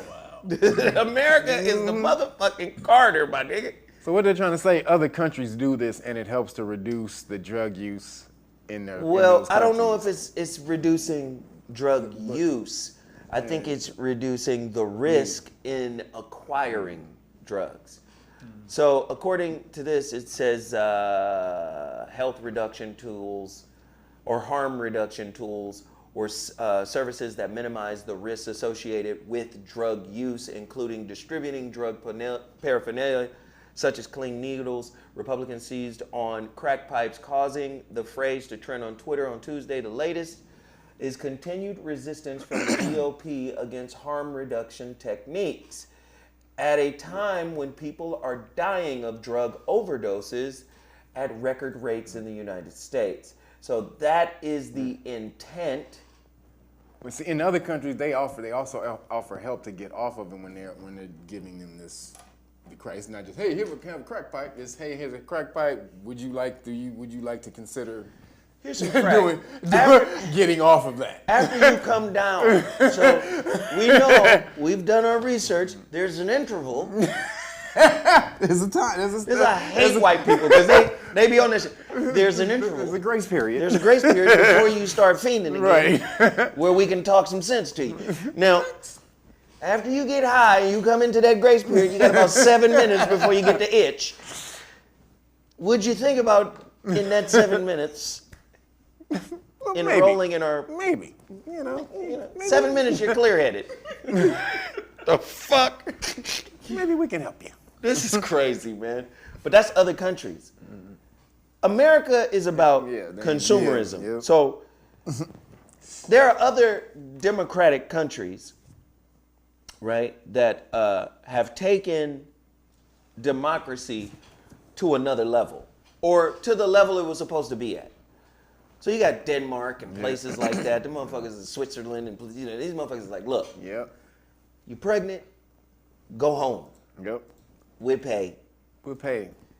Take care of the baby. Pay for you to bring somebody in to help you take care of your baby. Then come back to work. Because the baby is a big deal. Mm-hmm. America's like, you better shit that baby in the toilet. Whoa. He said shit that baby in the toilet. And get that baby wrapped up. You better get it over to your mama house. Because if not, your job is gone. Yep. So again, America is consumer based. This is why I want everybody within the sound of my voice, shout out to Jeff Brown, that was his. Jeffy Jeff. Within the sound of my voice, right? Somebody said higher taxes in Denmark. Would you want higher taxes and medical insurance? Right. Or lower taxes and no medical insurance? Like, okay. Yes, you have to pay for the shit that you get. All right. But I was making a statement before. Jeff Brown. No, before the Jeff Brown statement, I was talking about something. What was I talking about? What was I saying? The crack pipe? Going up businesses. Oh yeah, America is corporate. Go back and watch the documentary, The Century of the Self. If you don't see your fucked up belief systems in that fucking, just mark my words. It's about 3 hours long. I watched the whole shit yesterday. Where's it at? It's on YouTube. The Century of the Self. Please watch it. Nobody's saying it's a negative. What I'm saying is, if what you think, okay, Krishnamurti, your consciousness and its contents are a derivative of the society in which you live. Motherfuckers be defending shit. How you gonna defend something that you didn't create? You're a participant. That's like a nigga standing in front of Apple going, you can't come in here because you work at Microsoft, nigga. It's Apple on mine. It's Apple on mine. It's Apple on mine. You understand, nigga? It's Granny Smith's over here, my nigga. Apple's on mine. Smith's. That's funny. Fuji, nigga. These motherfuckers created listen, the content of your consciousness is predicated on the experiences that you have in the society in which you live. Now, if you got motherfucking masterminds behind the scenes orchestrating what you think to be true today, you not, nigga, you's a mannequin. You Max Headroom, my nigga. Nigga, they don't even know who Max Headroom is. That's our shit. That's our shit. Do you understand what I'm saying? Like, homeboy said I missed his point. You know why? Because you're on the chat and I'm on a real show. I'm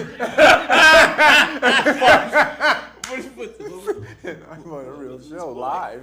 This nigga's in the metaverse having an argument. Right. I don't know. What was his point? The point I'm making, which is the point here. The fuck? You're in the computer. This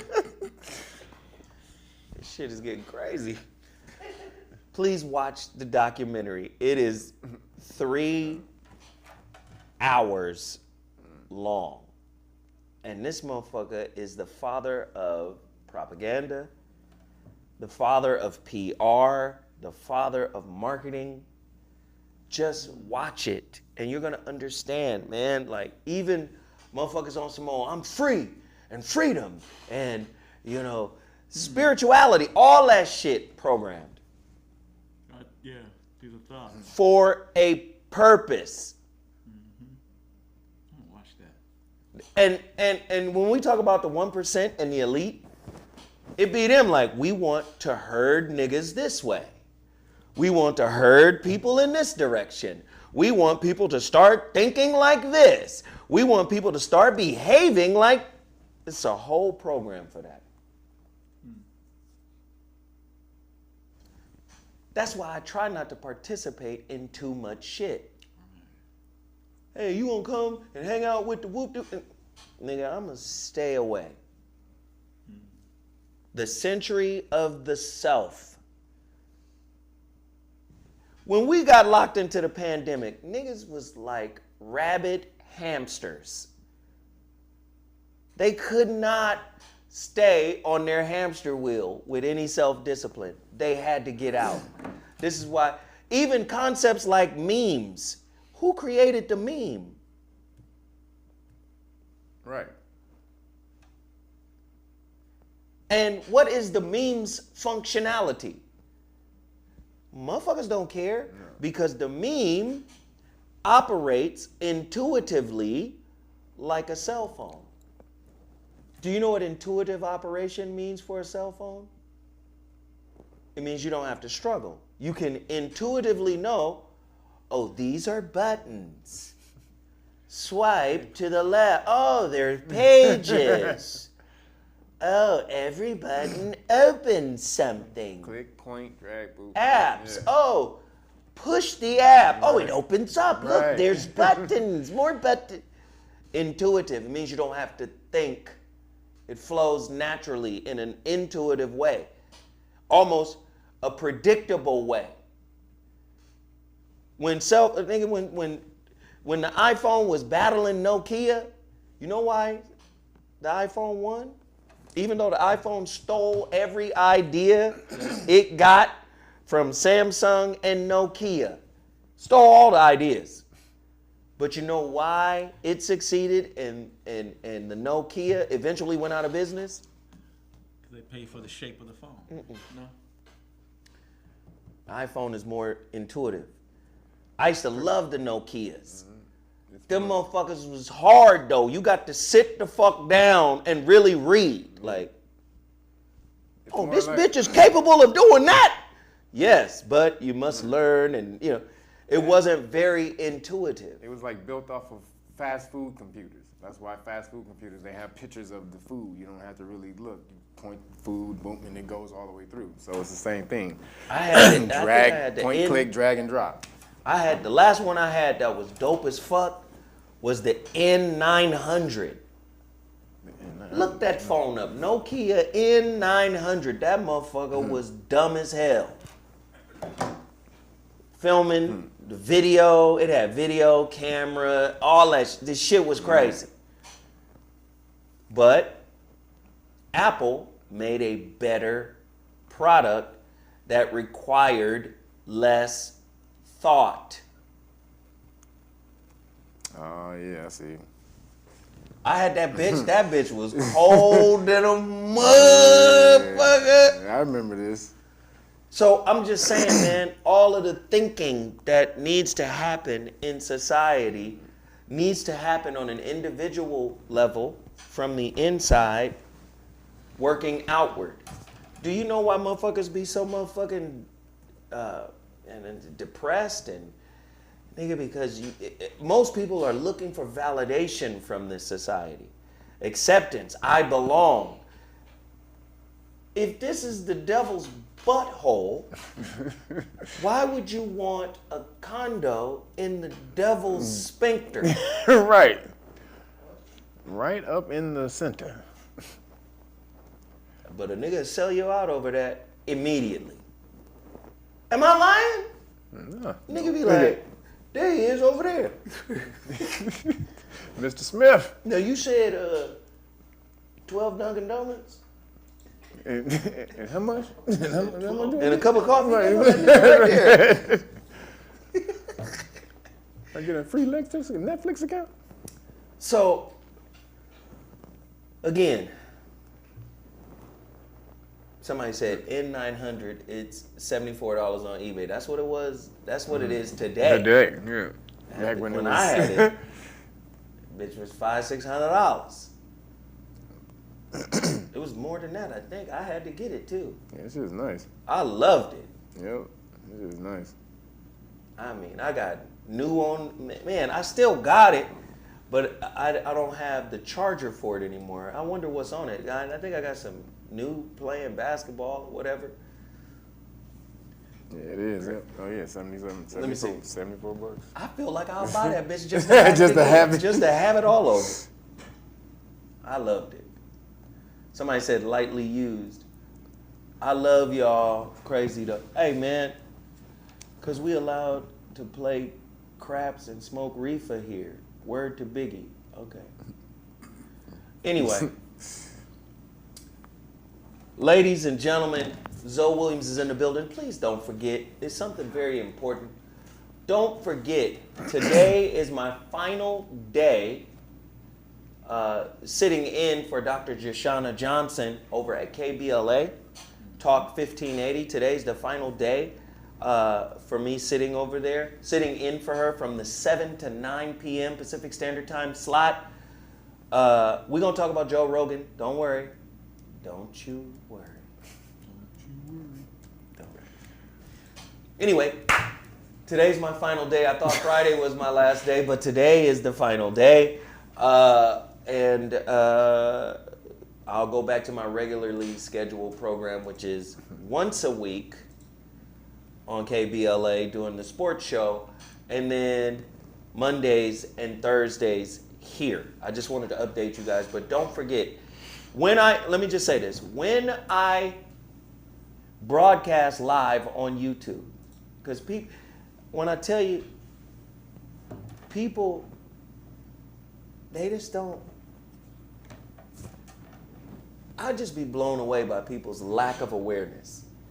As soon as they come into a live, they automatically start typing. Hey, what y'all talking about? Not knowing what's going on. Hey, everybody, I'm here. Hey, everybody, what's going on? Hey, how come I can't hear nothing? Where the callers? Soon, like 10 seconds is where the callers at? Is he on the show? But if you scroll up, right, their message pop up, but if you scroll up 2 messages, it'll say, hey, this is the behind the scenes. Like, this is what I would type in, and I have been typing it in the whole motherfucking time. This is the behind the scenes. You want to hear the show and the callers, you got to download the KBLA app. You'll hear everything.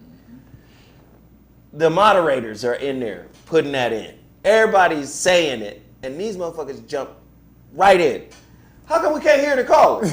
This would be really nice if it had callers, if we could hear the callers. Can you turn up the callers? The callers are low. And if the show is 2 hours and shit, I'm doing about a minute at a time. So I'm doing about 200 or 300 posts that whole show saying, hey, behind the scenes, download the app. Right. You would think at some point, they don't even read. So it's fucking weird. Sarah, that's another cough. Child is cold. What the? Beelzebub? Me and my wife go to love from North Carolina and want to hear some big, essential words. You the GOAT, hysterical. Salute to Zo.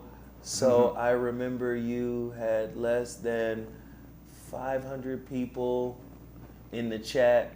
Now look at us growing. Love that for you. Thank you. Thank you. Thank you. Showing some love. Thank you. It's 1,000 people in here right now. But listen, y'all remember when when I dropped Mansions was 2,000, 3,000, 4,000 people live watching the show. The replays, niggas act like the replays is old replays of the motherfucking Partridge Family.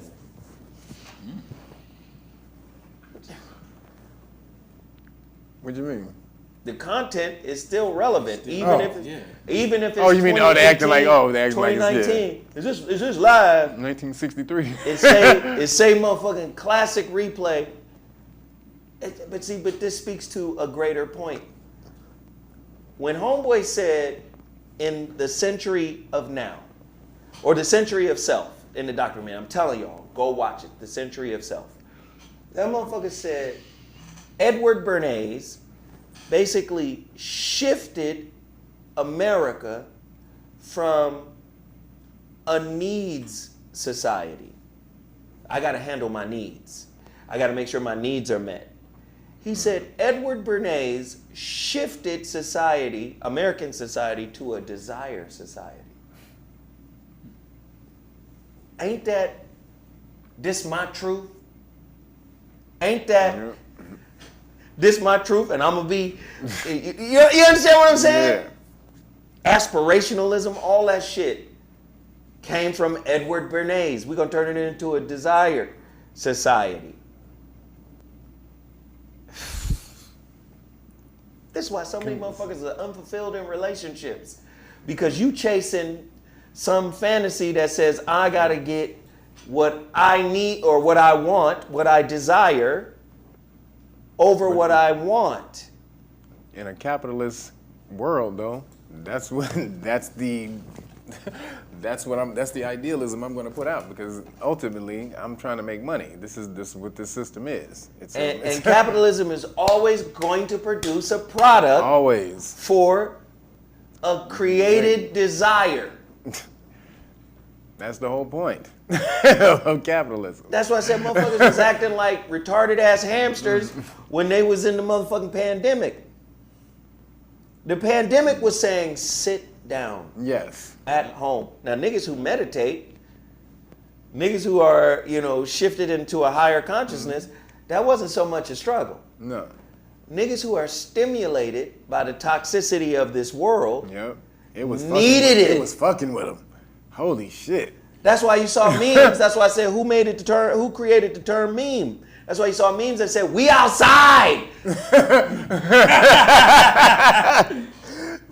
Crazy motherfuckers. Fake outside. Do you know how important Taco Tuesday is for a mediocre life? Taco Tuesday. Yep. Nigga. Happy hour, Taco Tuesday. Do you know how important it is to put on your best pair of shoes on Friday? And floss. Because you got a date. That shit for the mediocre life is through the fucking roof. That's how you get through your weeks. And these motherfuckers, Shit. man, these motherfuckers have designed society to operate like this. Yes. And then you have some people who think they're a little outside of the fringes or whatever, or on the fringe, for the Ronald Reagan, for his campaign. Edward Bernays and them. It's like blowing up a balloon. No, but listen to this. For Ronald Reagan, he employed the same philosophy to talk about the free motherfuckers. The free mentality, the conscious motherfuckers. So they orchestrated that shit too for motherfuckers to vote for him. Like the mentality that niggas think they got, that's original. These motherfuckers was behind the scenes, writing that shit up, seeding media, seeding news, seeding all of the outlets, and now imagine, nigga, they did that shit back with this motherfucker, Freud's nephew. Imagine how adept they are at it now. Nigga, they are masters. Shit is all, most of the shit, the marketing and all that shit is ran by the CIA now. Oh, he went to work for them too, by the way. But keep going. Yeah, the century of self. What was that shit called? Project. Damn. I want to say Paperclip, but it's not Paperclip. But it's a Project something where the CIA merged with the media. Something back in the day. Somebody in the chat, y'all know what it is. But this where and so in the 70s they basically had a grand jury for the CIA and asked them, do you currently have any agents that are working in news media and are heads of news media? And they said, well, Senator, I would prefer not to answer that at the time. I saw that. Because, that we don't want to expose our assets. And then he asked him something else. He said, well, do you currently have any CIA agents working in Hollywood, in the media, in Hollywood, in any positions in Hollywood? He said, well, again, Senator, I would have to say that I would answer that in private quarters. Basically, yes to both questions. We have CIA. So that was in 75. So if they're in the grand jury in 75, remember, TV gets going around. Major Hollywood's around. Somebody said it's Operation Mockingbird. Mockingbird, thank you. Operation Mockingbird. That's it. And so they had been doing this for 10, 15 years. By the time they got them to the grand jury point at 75, so CIA they are well in control of the media, and propaganda, and all that shit. And more importantly, Kev, because that's a big point, more importantly, what you think. Yep. You know to be true. Mm-hmm. And fuck you gonna argue with me and you thinking in a box that somebody prepared for you. Your thought process is created by Kraft, nigga. It's a Lunchable. You got all these all these news companies, CNN and ABC and all these motherfuckers, and then you go and look. Every one of their programs sponsored by Pfizer. Sponsored by Pfizer. Now watch sponsored this. By Pfizer. And the easiest way to get out of the box is to not accept any of it as true. Mm-hmm. That's the easiest way. None of this shit is true. It might be true for an operation, for a situation, right? Mm. Within the context, like for instance, here, let me give you an example. Hey nigga, you got to get that job at FedEx if you want to stay afloat and keep your house. Right. Which is admirable. You got to do it. But in doing it, you now place yourself inside their parameters of operation, right? Which says, hey man, we got this situation for you. But you're going to need to be fully vaccinated plus boosted. Yep. Yeah. So if your ideation is opposite of that, then you have to put yourself back in a situation and go, do I want to do that? But then your bills will be like, so you just going to give up the crib? Right. Come on, man. We got to pay this rent. So what you going to do? Now, that's you by yourself. Let's complicate it. You with your woman. Your woman is there with you. And she's already vaxxed. What are you doing, nigga? Right, I'm pressuring you now. She owned you. Do you see? But is she pressuring you from an organic space, or is she pressuring you from the game, the rule set that's within the construct that you're participating in? Right. Now, white folk who got wealth, and I'm talking about powerful white folk, I'm talking about 1%ers and elite, right.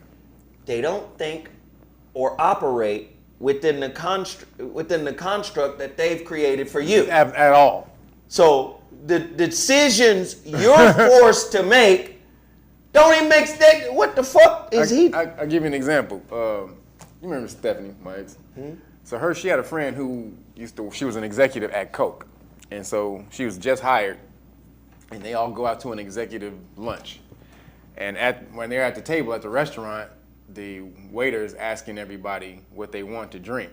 And they're going around, and they get to her, and she says, Diet Coke. And then the waiter goes around, and the waiter leaves. And then one of the other executives, vice president, leans over to her, and they said, you drink that stuff?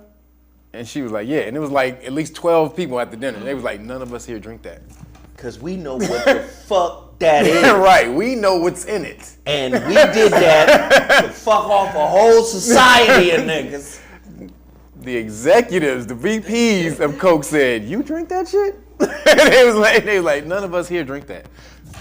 Wow. So, yeah, they don't operate in the same somebody just system. said it. Under this system, family is slavery. Zoe, your quote from the Face of the Matrix show, that opened my... It's true. It's true. But true in the sense of their definition of family. Because if you go back and you really factor what it takes to succeed and expand in this culture, you need a team. And a team is family. But it can't be a family under the constraint of what this society defines it as. Familus, right? What is that, Kev? Explain that to them. The number of slaves in a household. Family. That's where the word family comes from. The number of slaves under a household. Yes. Familus. And husband? The house bond. So this is all feudal times. So the slaves were like serfs, to the land. And in the house bond, he was like the foreman of the slaves. The foreman of his family. He was bonded to the house, the family house. So you've seen Game of Thrones, and the house of Tully and the house of Targaryen. Right. So the house bond, the husband, he was bonded to the house of the family who owned that land, that property. That's where it came from. You are just Ned Stark's bastard son. You'll never ascend to the Iron Throne. Right. But in funny thing, bastard is actually someone who's the son of a noble and a regular woman. So a bastard actually has a noble father. So Leonardo da Vinci. Yeah. It doesn't mean you don't have a father. It means your father's actually a noble, elite, upper class person, and your mother was just a side piece. As Kobe said, side piece. Oh, one of the Caucasians. Yeah. Greatest holes in the world on the slave trade were Caucasians. I didn't make it up. He said, I didn't make it up. So again, society creates the protagonist and the antagonist. Yeah. And then also gives you the solution, and niggas have the nerve to be arguing. See, this is why I said this in the Shrouded Lighthouse book. We get into a chapter called self-authorship. This is where you break up with the beliefs of your family. This is where you break up with the beliefs of the family's religion. This is a time for you to say, all that shit that I modeled ain't actually me. Right. This is me. This is how I want to construct me from a clean slate, right? Again, when you're able to do that and break up with society's values, society's belief system, guess what you can now do when you're looking at society? You can see it objectively. Mm-hmm. See, most people look at situationships, relationships. Most people look at these things from the space of what I've been through. Because for most people, what I've been through made me who I am. Right? So now you're looking at it through the filter of that, and you miss a lot of shit because everything you look at didn't come from where you came from. That's why niggas be sounding dumb as fuck. No disrespect. You don't have to be a motherfucking PhD. You ain't got to have motherfucking master's degrees and PhDs to be able to understand the insight that I'm sharing. This ain't about promoting education in the Western sense. This is about self-education, which is spirit education, right? The knowledge of self is the root of spirituality. So again, I'm saying, looking at the world without the bullshit you've been through, you get to see shit in a totally different way. And you get to pick up a spectrum of things, right? You're not just picking up, well, nigga, from where I'm from, this how we see that, nigga. That's what that look. No, you see it from a spectrum. It could mean this. It could mean that. It also could mean this. This is why I gave you guys the breakdown of what Sai Baba said. Not Shirdi Baba. Shirdi is the black Muslim avatar. Sai Baba is the Hindu reincarnation of him. With the big afro. Sai Baba said when he did some kind of miracle, there's a book called 70-year-old Indian 70-year-old Indian guru performs miracles. And this is a book that was, I gave this book to Jazzo years ago. Is this one was nigga producing bread and shit out of nowhere? Yeah. I gave this one book, a 70-year-old Indian guru, I forgot the name. Scientists put the book together studying his ass. And I gave the book to them. What he did some kind of miracle in front of these scientists where he waved his motherfucking hand and then they said like a little puff or something came out of his hand and then he caught whatever came out of his hand. He had his hand out straight and then he was doing this shit and then a puff popped out and he caught it. And then it was a big ass diamond. He said it was like fucking me and MC Ren. You remember this shit? Me and MC Ren from NWA went to Tustin because that's where his headquarters are in Southern California. Me and Ren was down there. Nigga, like, let's see what it is. Yes, Jazzo the rapper. We in motherfucking Tustin, me and Ren, and we looking at all the artifacts they got. And one of the ladies that was helping us had on a soft gold ring. But the diamond, nigga, was like light aqua or some shit. And she was like, yes, Baba made this for me. And when he manifested it, it was a white diamond. And then he asked for it back and he blew on it in front of me and it turned green. And it's been green the whole time. Yeah. She was like, you want to touch it? Me and Ren sitting there like, what the fuck? Because we was on some study shit back in the day. A lot of people don't know that. Me and Ren was on some study shit. But Sai Baba said something very profound in the book. He said, your mind is like a diamond. Because them scientists was like, why the fuck did you produce a diamond? And how were you able to do it? And he told him, he said, you and I are like matches. The only difference is my match is lit. And Chase said, Baba was a magician. He could very well be. I wasn't there. I don't know. But the difference between you and I is I was an investigator. And I was over there checking it out. Looking at shit. Let me see myself. Let me touch the nigga shit. Is this what it is? Right. I'm an investigator. And me and Ren, we was there. Now, in the book, he told the scientists, he said, your mind must be like a diamond. He said, get it? Your mind must die. Diamond. thy mind.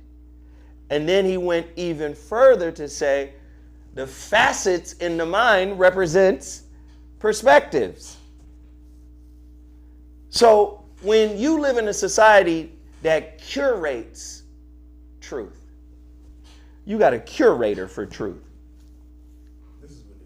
This is what it is. This is the official narrative. What the fuck y'all talking about? That's some old folklore shit that y'all niggas made in the doldrums of society. This is the official report of what happened at 9/11. You niggas don't have no fancy Geiger counters to find out what actually happened. Our Geiger counter says there were no explosives. And we're the government, so our Geiger counter is better. They be like, nigga, you and your eye test ain't shit compared to our technology. That's how they look at it. So now, with everything I just said right now, imagine an argument. Like, what the fuck? What are you arguing with? Somebody gave you some societal Play-Doh, you formed it into an idea, and you think it's worth fighting and dying for? It's a game. They put you in a Monopoly game and your ass is playing it like it's real. It's Inception. Go look at that movie. It's Inception. They get inside your head, drop a thought way down there to where you think it's yours. And you're like, nigga, this is my shit, nigga. Black lives matter. Whatever the fuck the narrative is, you think that's your shit. Go look at the movie Inception, one of the dopest movies made. All right. Sarah, what? All right, look, we about to get out of here in a minute. His battery died. Hey, let me say this. We had over 1,000 motherfuckers in the chat room. Not one single Shrouded Lighthouse purchase. What? Now, I don't know. I don't really know what's going on. I don't know what's going on, but... And it's the avocado shortage. And it's the avocado shortage. And it's the avocado shortage. So all the people who hit the super chat, we had like 4 or 5 super chat. We appreciate everybody who hit the super chat. Thank you so much. This channel needs it. This channel subsists off of it. We appreciate you guys for throwing those 2s and fews at us. Please don't forget tonight from 7 to 9 p.m. 10 to 11 on the East Coast. The Voice of Reason will be live. The hotline number to dial is 1-800-920-1580. As you know, those are caller-driven shows, and I appreciate everybody who calls in and shares their insights and opinions. We had over 1,000 people in here and less than 700 likes. Hey, everything I do is participation-based. How else you gonna learn how to work with your people unless you participate? Motherfuckers participate in fragments. They participate what they like. And typically what they don't like be good for them. Did you hear that? That shit don't sound right, right? Typically what you don't like be good for you. Hey man, did you hear about the case that they have out that allows them to patent niggas? Can you use that mic? What? Wait, use the mic and say that.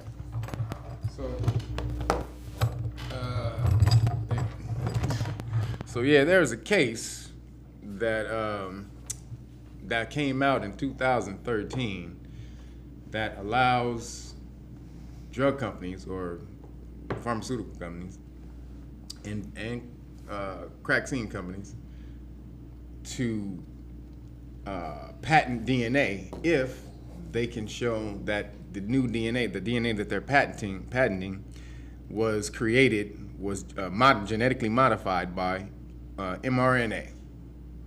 Uh-oh. This is in 2013. This case came out. Man, I forget. I give the case on a live stream I just did a couple days ago. So go watch the live stream on YouTube, Real Naga's YouTube channel, and I give the actual case. But it's something versus Myriad Genetics. So if you type in myriad genetics, that case will probably come up. But so in there it said, because the whole thing where they created a new DNA form called complementary DNA or cDNA. Oh God, here we go. It's a new DNA that was created from mRNA, modification of mRNA, and they said, so the question was, you can't patent. The court said you can't patent anything from life, natural. So they said, all right, well, what about if we modify it? So then they said, okay, and then the whole case goes all the way down, and when you get finally to the end, they say, all right, yeah, nigga, you can patent cDNA. Basically, DNA modified by the mRNA. Now, what did they call these new vaccines? Gene therapy. What is gene therapy?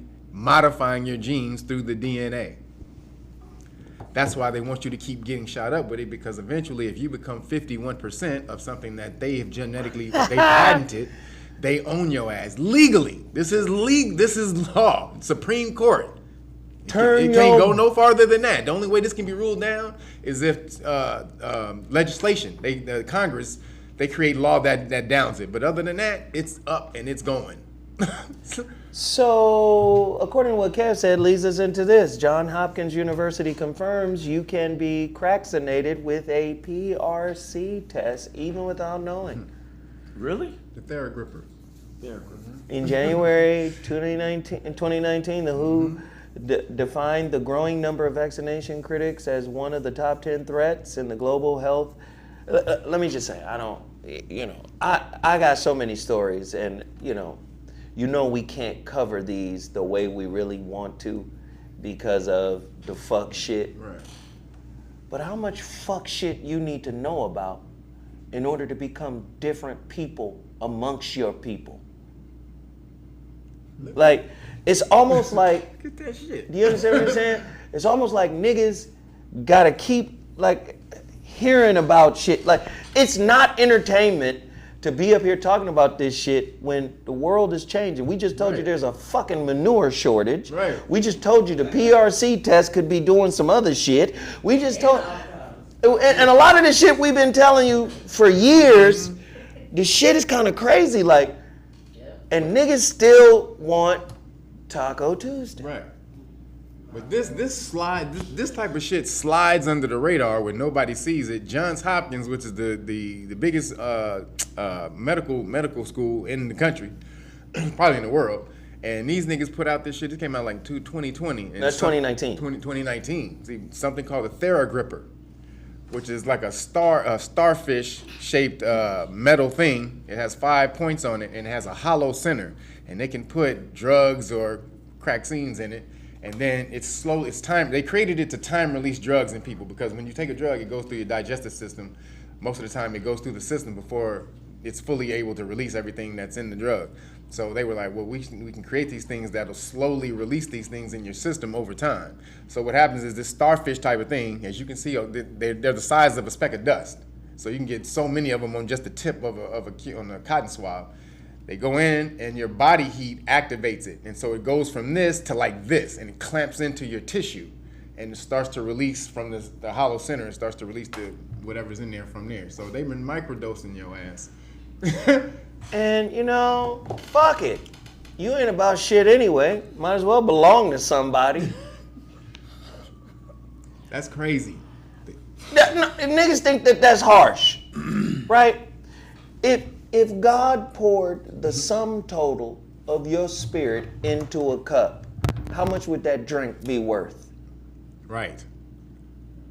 Because you ain't done shit. Nothing. What the fuck have you done when you... Society has orchestrated everything you think to be true. Yep. What have you done to be exceptional in the eyes of the God in you? Thank you. I'm not talking about white daddy God. Yes. The God in you. What have you done to wake it up out of its slumber? Your higher self. I don't give a fuck where you work. I done worked everywhere. Right. I worked for Madonna.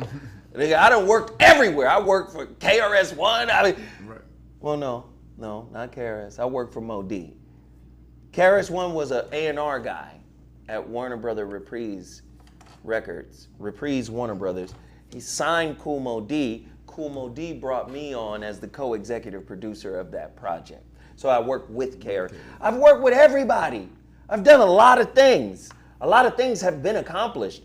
But if you take the sum total of everything I've done, written 4 books, had 3 kids, take the sum total, and you pour that shit in a cup, that ain't the most expensive drink in the bar, my nigga. Not in heaven. Is that in heaven? Not in the kingdom. So everybody want to just be on what this broken little culture tells you to be on. And you know what this culture tells you to be on most of the time, 99% of the time? Your grind, your hustle, and fuck shit. Yep. There's really no real shit niggas is on. Then we get to pick and choose through the fuck shit what's not real. Right. Well, if it's all fuck shit, this is the realest fuck shit ever, nigga. I only fuck with real fuck shit. Now, fake fuck shit, that's something totally different, my nigga. But real fuck shit is the real shit. Nigga, the realest fuck shit out, my nigga. I just be looking. I sit back and I be looking. This what we on. This what we on. And then guess what? Society doesn't give a fuck if you get it or not. What they do?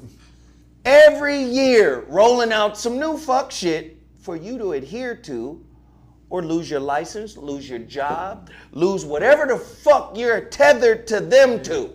You're eroding your rights right up under your feet because they know you don't know shit about them. So if your house is sitting on a fucking mind of gold and you don't know it, then how easy is it for me to come and steal that? I can send you on a trip to Cabo San Lucas. Hey, man, you want a free trip to Cabo? You be like, hey, nigga, yeah. You gonna take the family and shit? Now your ass is gone. Stealing that gold from under your crib. Now apply it to hit the like button.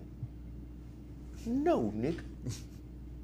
I just come in here to watch shit. Fuck liking your shit, cause you know I'ma say what you say so I can look deep. I don't want nobody to know where I found that shit. But I don't want nobody to see that I liked your shit, bitch ass nigga. On God, that's what I really think about this nigga. He's a bitch ass nigga. Oh God. For the algo, hit that damn like button. Hey man, the shit is a game. Like it's a real game. Algorithm hits the like button, it moves the goddamn video. We gotta grow up, people. We got to grow up. And you know what? There's a lot of niggas out there, man, that think and feel and act like broken women. And when you chastise them, see, I've been chastised by men. My uncle, hey nigga, what the fuck? That's some man shit. Nigga, come on. You go, nigga. It's either step up or fall out, my nigga. What shit, yep. What's gonna happen? You remember Mr. King? Yeah, nigga. Poet's daddy? Man, he was the realest motherfucker, boy. That was a King. Fucking super genius ass nigga. Off the chain genius. That mug would come to my bookstore in the 90s. Poet wasn't even around. He'd just be in there like, so nigga, what motivated you at such a to just start your own shit? I'm an A&R, got a bookstore, ATM machines, all types of shit happening. And Poet's dad used to be in there giving up game. Yep. When I chastise even my own generation and younger, niggas get in their feelings like they got pinched in church or something. Who's gonna hold you accountable? By your mama and shit, sit your ass down. You know what I'm saying? Who's gonna hold you accountable? The shit is off the rails. Hey, but I like the way that motherfucker talk fuck shit though. That shit cold. Okay. All right, I just want us to grow up as a group. Grow up as a group. Grow up as a people. And that's why the narrative has always been support black-owned businesses. That's why the narrative has always been Ubuntu. Throw back into your group. Support your group. Because when they start really changing the rules, because, nigga, the way it works is we need a catastrophe. Yep. So instead of waiting on nature to give us one, we can create one. I mean, just thinking behind these motherfuckers. Let me create one. You know what? Nature is dope because it will fuck you up if you're not ready. Nature will fuck you up. But nature got seasons. Right. Fuck that, nigga. Let's get heart popping. Oh, yeah. Right? Harp ain't no joke. Let's get heart popping so we can accelerate some shit. Okay, all right. And everybody, man, that's another thing, man. I hate seeing Farrakhan just old. Right. Because when he was young and fiery, he was mashing on motherfuckers, and I love that. But he's old, and then when you look at it, and people agree or disagree. Close to 90 now? Yeah, close to 90. You agree or disagree with their theology, but the basic message of do for self, come together, work together, support you. That shit crazy. And then when you look at just the condition of the world, let alone our people.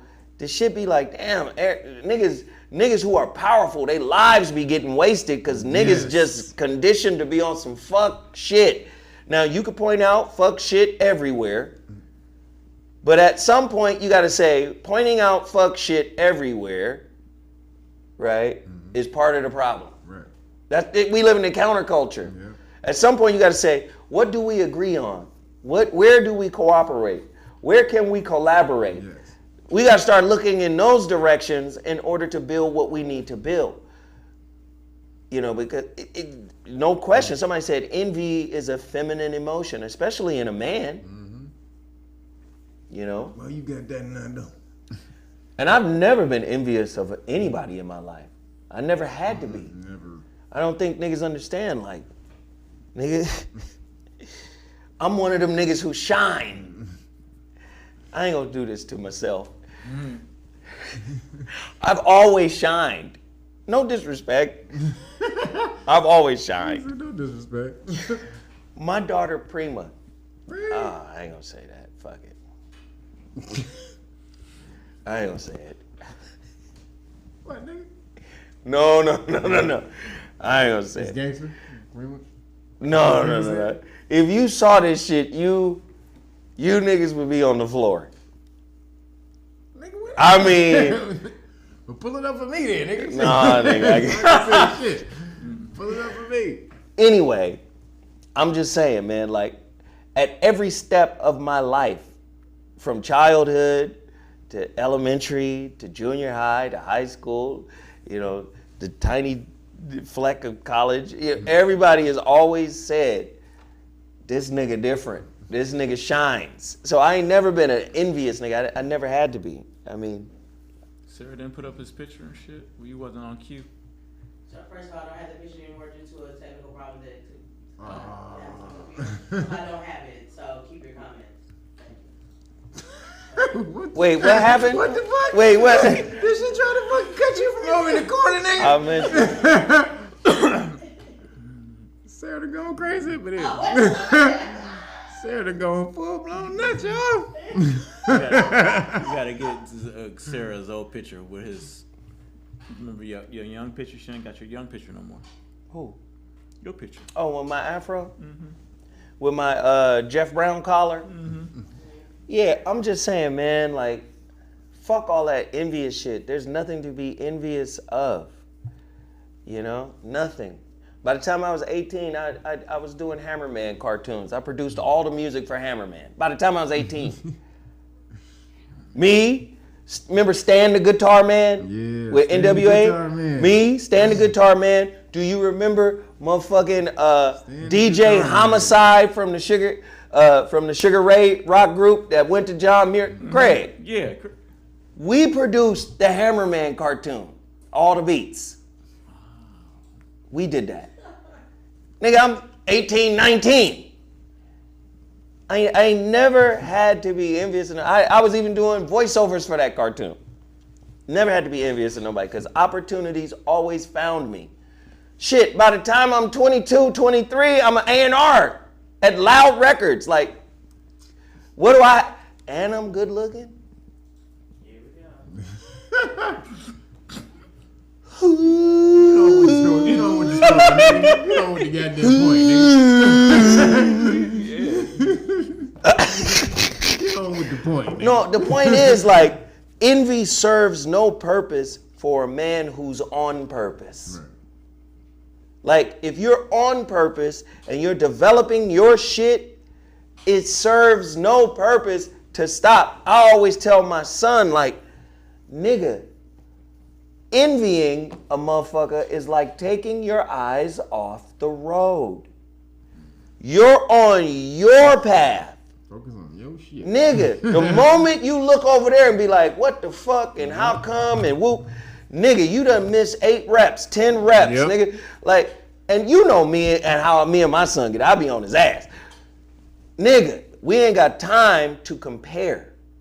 Nigga, a perfect analogy for this. Have you watched Boba Fett yet? Hell motherfucking yeah, nigga. So, Cobb Vanth, Cad Bane. Yes. Going down. Yes. Eye to eye. What happened? What did Cobb Vanth do? Took his eye off of Cad Bane real quick to look at the goddamn deputy because the deputy was doing exactly. some for a split second. Cad Bane took him. Bow.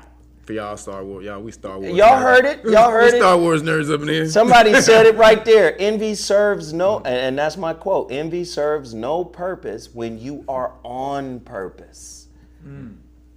Nigga, I've been on purpose my whole motherfucking life. So I ain't had time to be like what another nigga got, you know. So that's my word for today. I hope everybody supports the Shrouded Lighthouse book, Total Package Energy. Buy them out. Of course, Beal Sauce, as well as X-Wolf Kev's products. Please support. KnowYourRightsFoundation.org or RealNagas.com, because I won't be able to promote this for the week because they just took my video down and suspended me in YouTube jail. So, hey man, and I'm gonna be on KBLA tonight, 1580. Download the KBLA app right now. It's 800 of you guys. Can all of you guys go over there and download and get on your phone lines and call us 1-800-920-1580. Please support Sarah, smile. Please. Support Sarah's Cash App. I'm going to do so as soon as I leave here. Please show some love to Sarah because she don't have to sit in here and listen to niggas talk and be on some weird shit. Talking more shit than anybody up in here. Yeah. She will talk some shit though. Sure will. But yes, download the KBLA 1580 app.